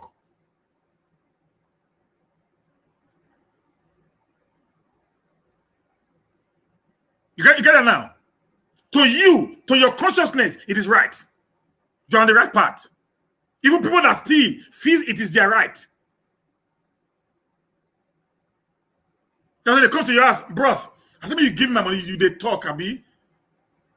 You they craze, and they talk to you, they do like this. When they worry you, they'll just shoot up, boah, you go die.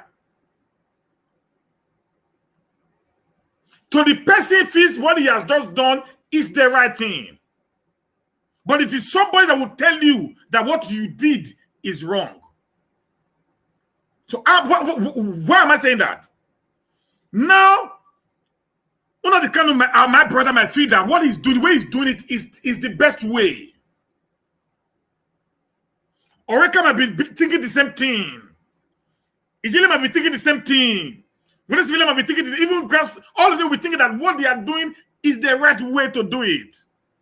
Until they sit on a round table, then they will start pointing out their differences, where they are making mistakes to each other.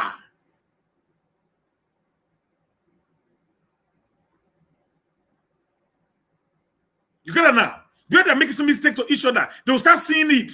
That, guys, sorry, I didn't know. I never think like that too. With that, you start seeing things start working. This unnecessary strife that they are having today will just start falling off. It's just main misunderstanding from these guys. They are all good guys. They have an intention. Good for the South. That's my motto. None of these people is fighting for the North to take over the South. Whether it's Magnus, whether it's Bundesliga, whether it's Grandson, whether it's Nnamdi Kanu. None of these people is fighting for the North to take over the South. They are all within the Southern Hemisphere. But the problem is the differences in their thinking mentality is making us to be where we are today. So if we can sit down together, start saying, okay, guys, enough of this nonsense. We want to redeem our people. They rape people in Edo State, where Wickedness comes from. They rape people in Yoruba, where Grandson comes from. They rape people in the East, where Nnamdi Kanu comes from. They rape people in River State.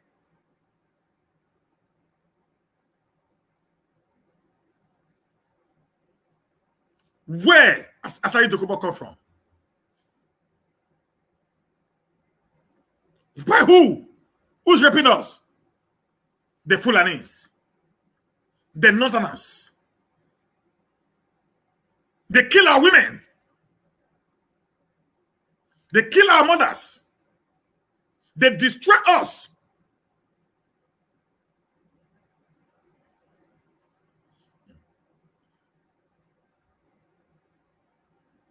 But the moment these people, that's okay, guys, they kill somebody for Odigi in Benin. Where would this villa come from? They rape the woman, die. Wickedness is an Edoma, like me. They kill people in Yoruba land. At least we know of the daughter of one of the chief of Anifere that was killed. Of late, they killed a first-class king in Yoruba land. They raped a woman to death in Enugu and her husband murdered them. They did the same thing all over the South. So when Grandson is talking, he's talking about the hatred for Fulanis. It's his first agenda. When Civilian is talking, the same thing. But when they have differences because they have not been able to sit down to draw out what they needed as a people. That is where I am having issues. That's why I'm begging them. I may not be this big guy on the social media space like them. But I think if they understand my angle, where I'm coming from, we can be able to end all this in our time, that our children will not be a second-class citizen in their own father's land. Our families, our mothers, our fathers made the mistake of speaking when they were supposed to speak. They kept quiet. Then our fathers came, our grandfather kept quiet, our fathers came and kept quiet. They had the burden on them. The yoke was on them. They couldn't say anything. It is now our turn. We should not allow pride and unnecessary arrogancy to make us to lose. Yes, all of them. That's the problem. Except Grandson. Except Grandson that was not with Nnamdi Kanu. It means there was something that was working from the beginning.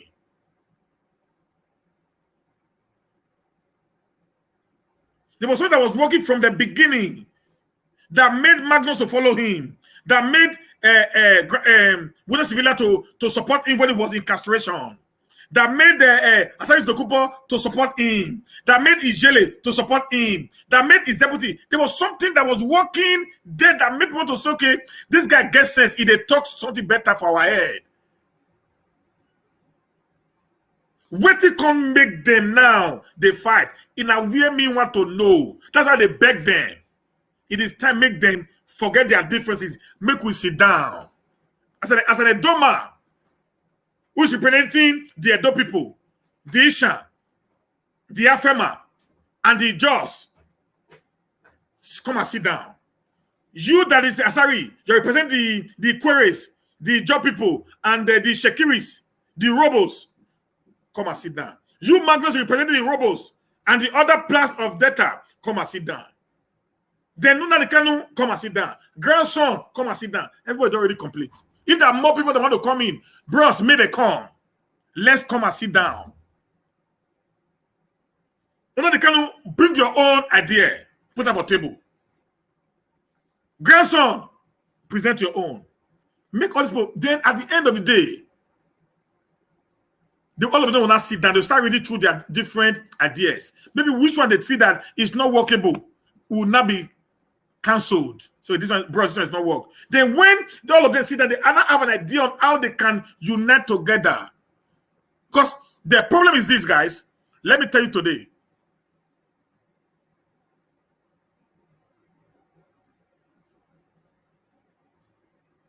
The problem today, guys, is this. If these guys sit down for 1 month and come out with a good communique, a good agreement,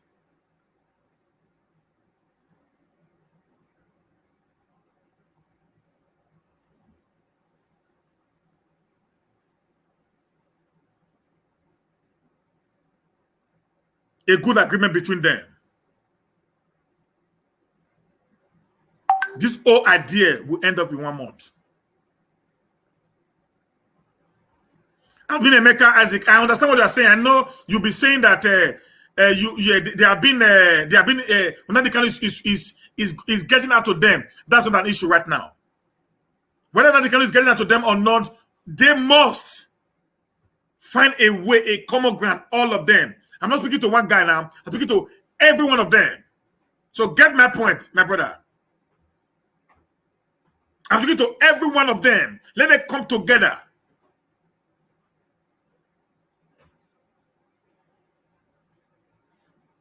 Under one canopy.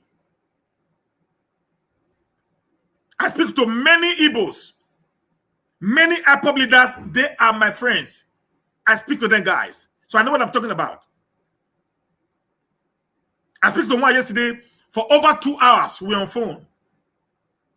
He called me from Spain. I explained to him because he loved what I'm doing. I explained to him everything that I think. And he saw reasons with me. He has even connected me with 1 or 2 persons also.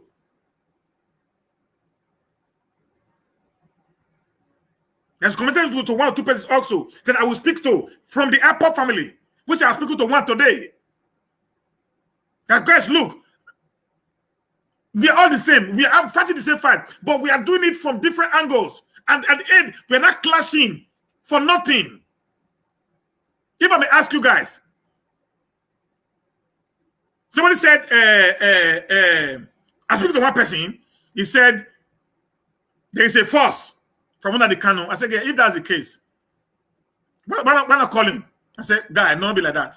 Mo said that Mo will discuss this thing better. It's easy. There's no need to fight. If you feel that the canon is trying to force you and your people, call him together. So you were with him before. Say, guy, no. This will not work. This will not work like this. We think like this go work. You are there before. So you don't just pull out because you have a miss.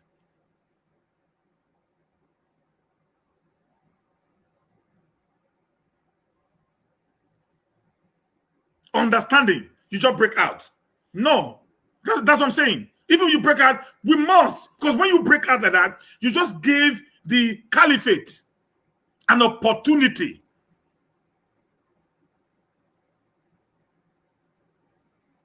to jump on us and feed on us. Because they feed on divide and rule system. That's what they do. That's what the British taught them.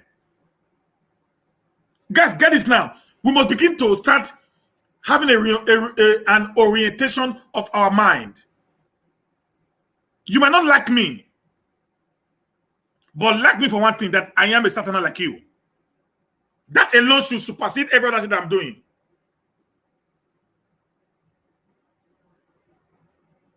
You get it, guys? You might not like me, but just like me because, this guy is Southerner. That ends it. Together we can be able to win this war. We all have differences. Let's put our differences aside and unite. Whether now or tomorrow, that's where we are going. If you fight against ourselves, we will go nowhere.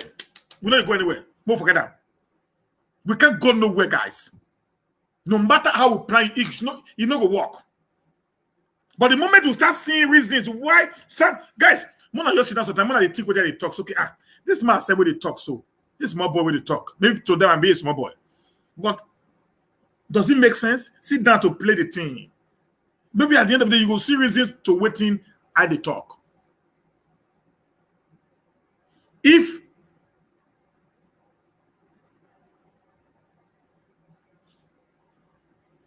I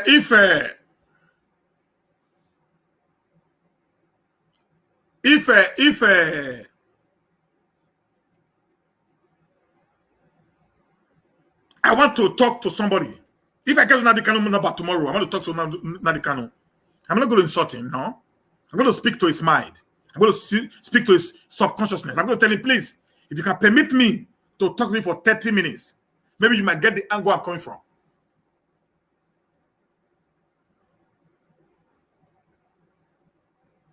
Okay? You might get the angle I'm coming from. Then if I finish speaking, they may not understand where I'm going or where I'm coming from. They will not tell me his own idea of what he thinks. I think that we are already communicating. Rubbing of mind. If he did not accept what I said that moment, guys, he will go back to his bed. While he's lying down, he will start thinking of all that I've told him. I didn't come to attack him. I didn't come to destroy his ego, but I only came to contribute my own quota so that it gets me.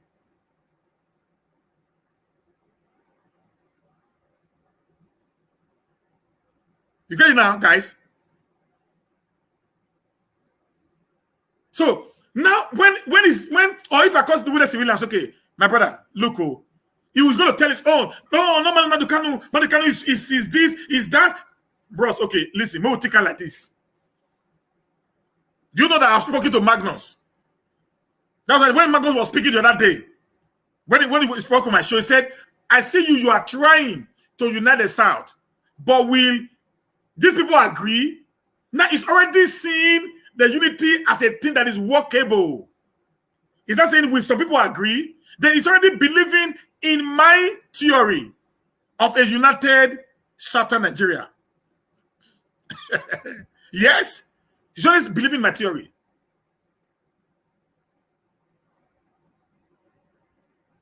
And the same thing, when I also speak to my brother with a civilian, we spoke at length. You say, yeah, there's no problem. I can even unite with the Yorubas.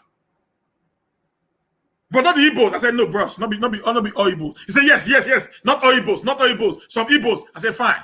At least we don't remove all the Igbos to become some Igbos. So for some Igbos, can become few Igbos. For few Igbos, we'll all become one. You can't win them in one day. But it's a mindset.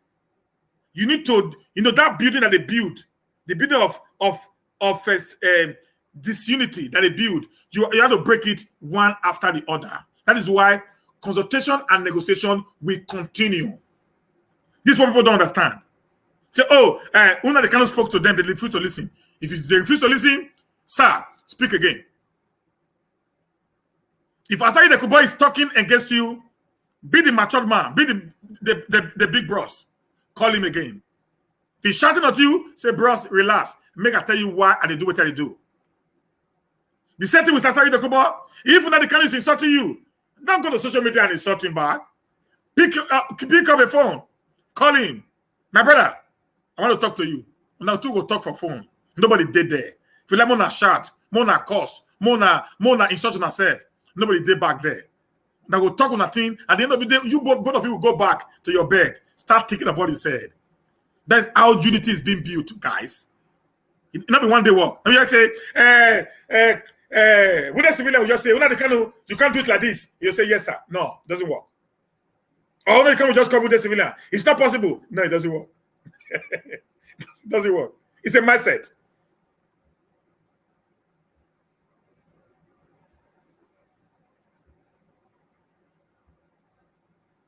It's a mindset. Okay? It's just a mindset. The discussion will continue. We'll continually having this discussion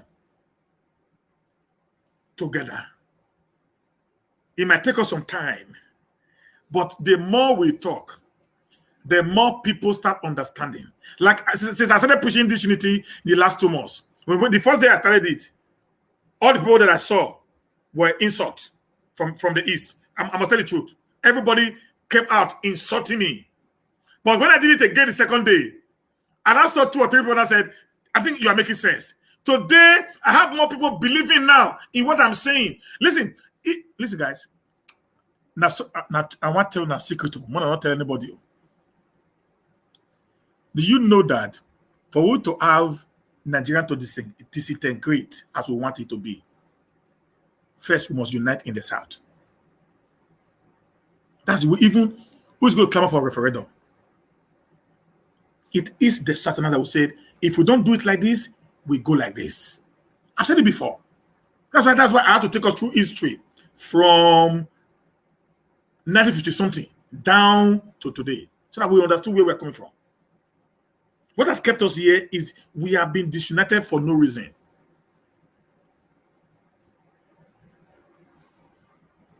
And that disunity has been what has kept us in this place where we are today.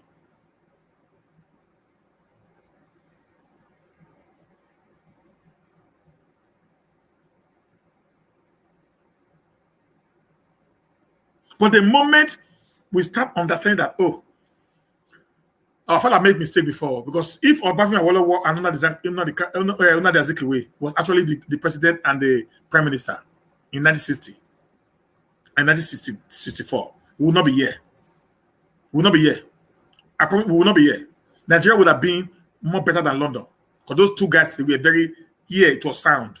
Awolowo and Nnamdi Azikiwe. It was sound. This guy, they get brain. One was a lawyer, one was a journalist now. One was a lawyer, one was not Tafa Balewa that had my 6 result. You only have my 6 result now. One was a lawyer, one was a journalist.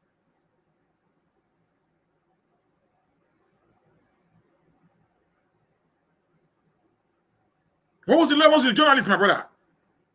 These guys, they would have done exploit. But what will happen, we don't know. Now, we are still making the same mistake in our time. After 60-something years, guys, 60 years, after 60-something years, guys, I beg, you don't do. Come on, you don't do now. Move, stop now. You don't do. After 60-something years of this unnecessary disunity in the South. Did not all of the people say did not are united? Who tell you? Who tell you? But when it comes to issues of the North, they stand together.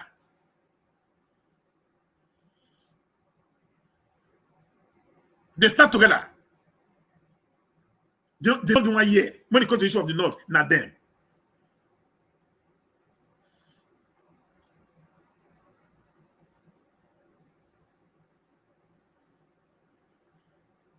We can't continue like this now.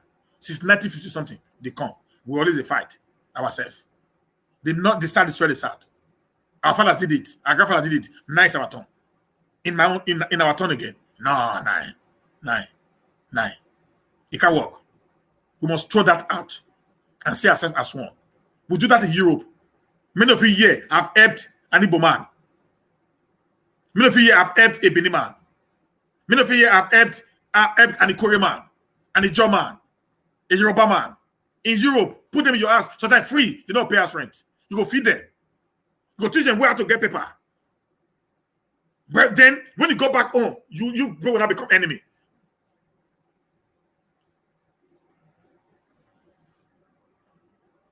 Huh? You know, then Europe, you're not going to help us. And say, we are brothers. We are brothers. We are brothers.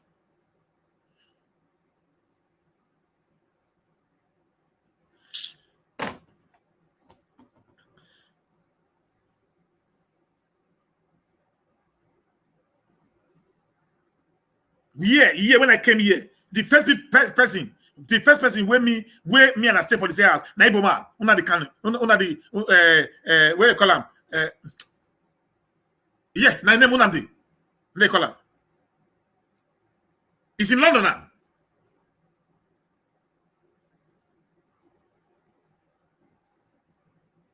This guy fed me for months when I came in.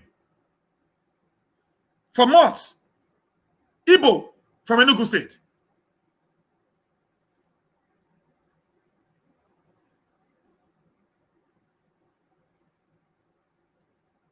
Even anytime we talk, now one day we talk, one day, now man I know one day, my brother. We are blood brother. I mean, Benima is an Igbo man.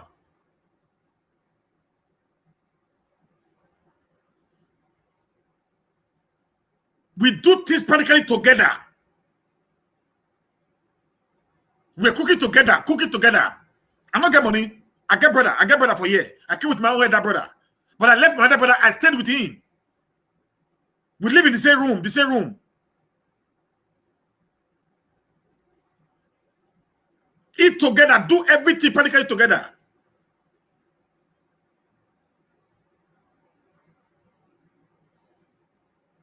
Today we still talk. As anything, any discussion, we are on it. That one, I will not say such a guy who was there for me. And now it's not my enemy. Guys. Can't be possible now. Or him said he knows how much I've done for him. Wait, listen, this old nonsense of trap can't separate some of us. Whatever difference that we have, we need to put it aside. We are brothers. Iboma when he dress, Binima dress, Yoruba dress, they are all the same. Now little difference they come out. Our marriage is not the same. The traditional marriage not the same. The little thing they come out. The food we they eat not the same. The little thing they come out. Where will not be the same? Tell me.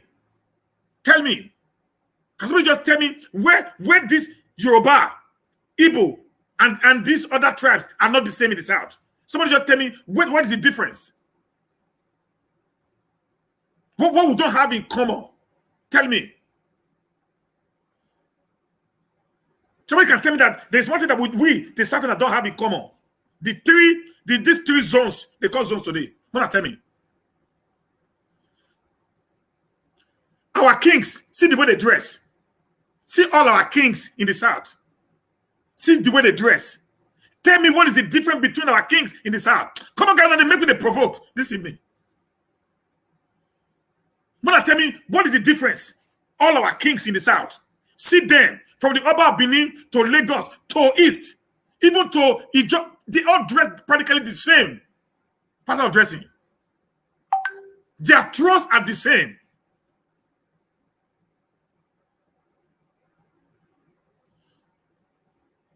Look at the chiefs. Check them very well. They have the same pattern. Everything's just working the same. Just little, difference here and there. Then at the end of the day, you people will not say that we are.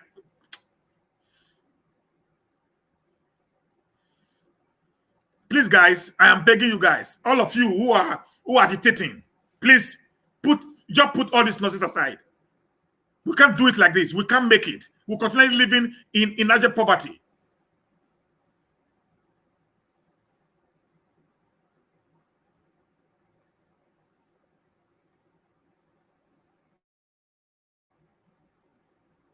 We can't, guys.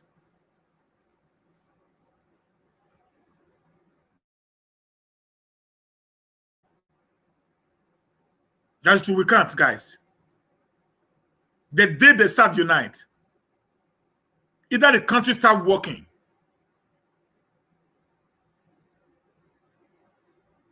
The day the South unite, either the country start working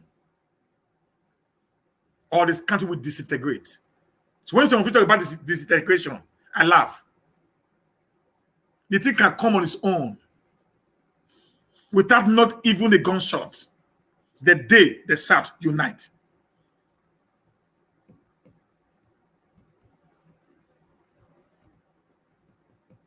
Yes, guys. Let me tell you something. If the agitation of the South,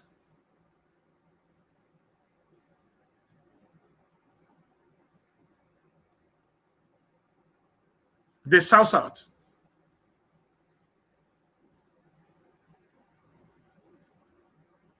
if the South, for example, when they went this few weeks ago now, they went to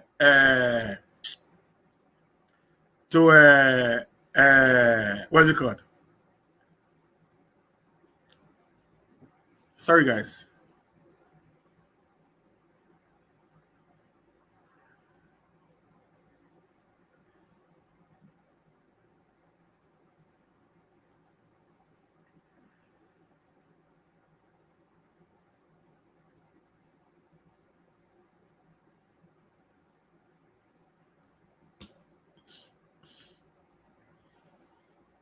You know, when they went to what's it called? They went to this place. When the North came to River State, when the South presented their demands, they talk about restructuring, resource control, state police. If immediately after they finish, the East, the entire Eastern state, said the same thing immediately. Then the Southwest said the same thing, and all come together and make an agreement. That's what we want. The Nigerian state today will start taking off restructuring or resource control. Now, if the three of them decide to speak one word and did not refuse to accept it, then they are only calling. The North will be calling for disintegration of the state. Then you cannot use the police against them because you cannot fight them in the united Nigeria. You can't fight them. Then the UN will come and divide the nation into two.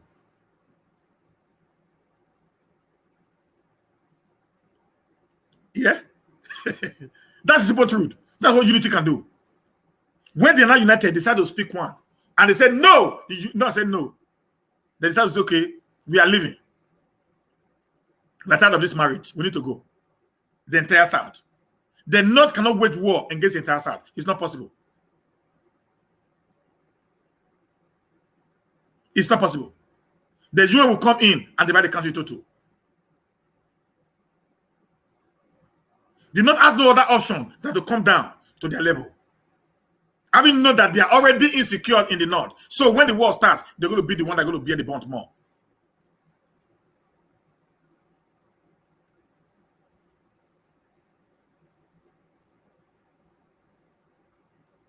You get that, guys? Yeah. They know. So they're going to come down. Okay, let's accept this now. Because when war comes, hunger will kill them. Because now they don't have anything. They are feeding on the South. So if the South decide to go when they refused their terms and conditions, they know they're already ravaging by war, created by themselves. That's the only way we can make Nigeria work for everyone. Somebody told me yesterday, a leader of an Igbo told me yesterday, he said, sir, I said, my brother, he said, I know that I don't believe. He said, why? He said, if Nigeria was working, he said, nobody will be fighting for this disintegration. He said, nobody will be fighting for secession. He said, because Nigeria is not working, that was why this idea of this disintegration came. He said, if Nigeria was a working country, nobody will come out and start fighting that want Biafra or want to do the war or want Niger Delta Republic. Nobody will say that. Because the nation has failed. That is the reason for this war that we are all experiencing today. That's what somebody told me. A big leader in IPOB. So we all know.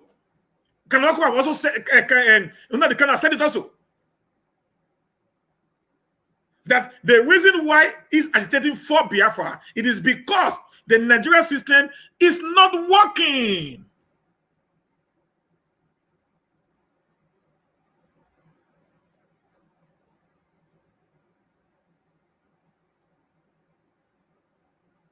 It's not working.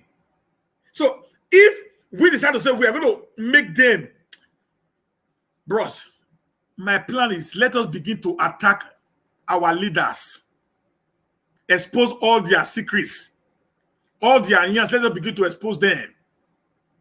If possible, let's recall many of them. Let's start with the senators and the House of Rep and the State House of Assembly and the councillors. Recall all of them back. Let us do a by-election. Before that 2000, we should not go to 2023 because we don't have that time. The time is too long. Let me call all of them back and vote those idiots out and look for youth where get sense, where their head correct, and vote them in to go represent us there so that they will come in there and be putting a lot of things down.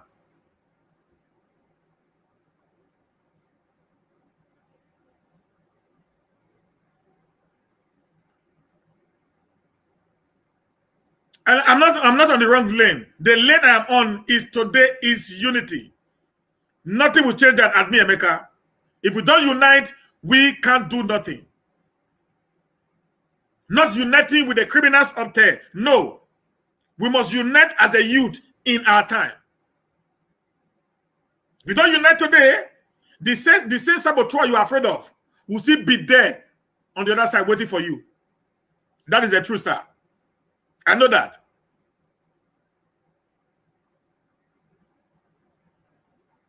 That's what I'm saying. There's an Abasi.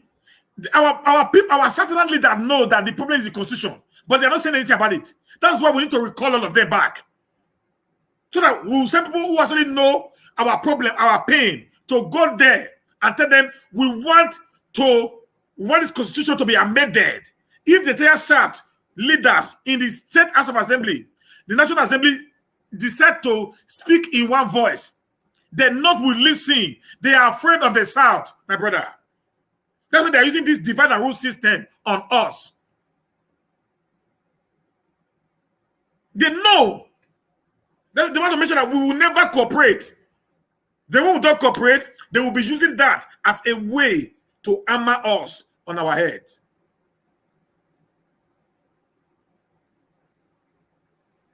How can a Northerner go to Enugu and be threatening the Igbos? A Northerner go to Enugu and be threatening them. We will not tolerate this killing anymore. And our leaders in Igbo land sit down and they will listen to him. They went to River State threatening them. They never born any leader for South. Me go threatening outside people. They never born her.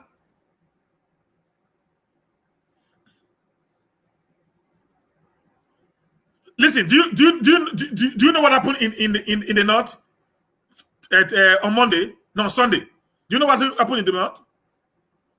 When the Northern Elder Forum, they were having their meetings.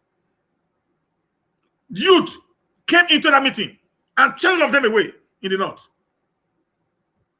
Whether it cannot Kaduna State. They came into that meeting. They said they were flying to the window. Old men, all those kings, all those their emirs, they were flying to the window with their babariga. They jumped to the window and ran away. I had the news. Maybe tomorrow, it will be my news for tomorrow morning on Insecurity. They flee the window. But can any Saturday do that? Can Saturday use to do that? Because we're not united. If I do it against a kingdom in the east, they will say Anadoma has come to cause sacrilege in our throne. Or Anadoma has come to insult our elders. When the unity start happening, all these leaders, they will start running. Many of them will run to exile.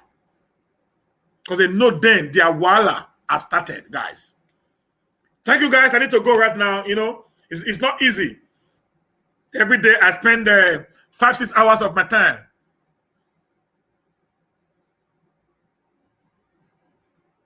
State governors can't actually amend constitutions. Constitution can only be amended if the House of Assembly in the state and in the federal decided to do that. That is why people like Ike Umadu, people like Abaribe, people like Matthew Oride, people like Denko, Dennis Idausa, Omorege Obede, you know, Clifford, and all these people from the south to say no, this constitution is fraudulent. We want a better one. Do you know why they are not keeping quiet? Because it is actually made for the talakawas. No, it's actually made for the bourgeois against the talakawas. It's made for them. It's a big man constitution that helps the rich to get richer and the poor to get poorer. So because of this mindset of the certain leaders, they love money, they love power, they are very prideful. They will not want anything that will make them to be like you and I. That's the problem. They want to intimidate you with their big houses, you know, living in big cars with a tinted glass. You see the same thing. Some of us who live Europe here, we live in one room in somebody else's house. We are living Europe for Nigeria. We go and buy a car 50 million to drive. 50 million worth of car. We go and buy, take it to Nigeria to drive. Living in a hotel where we pay 15,000 naira in a month. Whereas in our room, we squat. We have a best space in one room. Two of us or three of us living in one room. But we are going home, we go and buy. We go and buy big cars, living in big hotels, spending 1 month in Nigeria. That's just our pride. You see an Hausa man will come to Benin as rich as the others malam that change a dollar. They sleep in the office. Big men, they sleep in the office. That's where they live. They don't care. Any the money they come out and wash their teeth, wash their face. Business of the day start. Good night, guys. I mean, I go rest. I feel wake up early tomorrow. Thank you very much, guys. I appreciate every one of you. Those of you that fight, please, there's no fight. Let's unite. Okay? Unity is the key. We can do it. It is possible if we continuously believe in one another. Our differences will not change us. Rather, it will make us stronger and stronger of a people. Good night. See you tomorrow as we come on again. Thank you very much, guys. Love you all. Bye for now.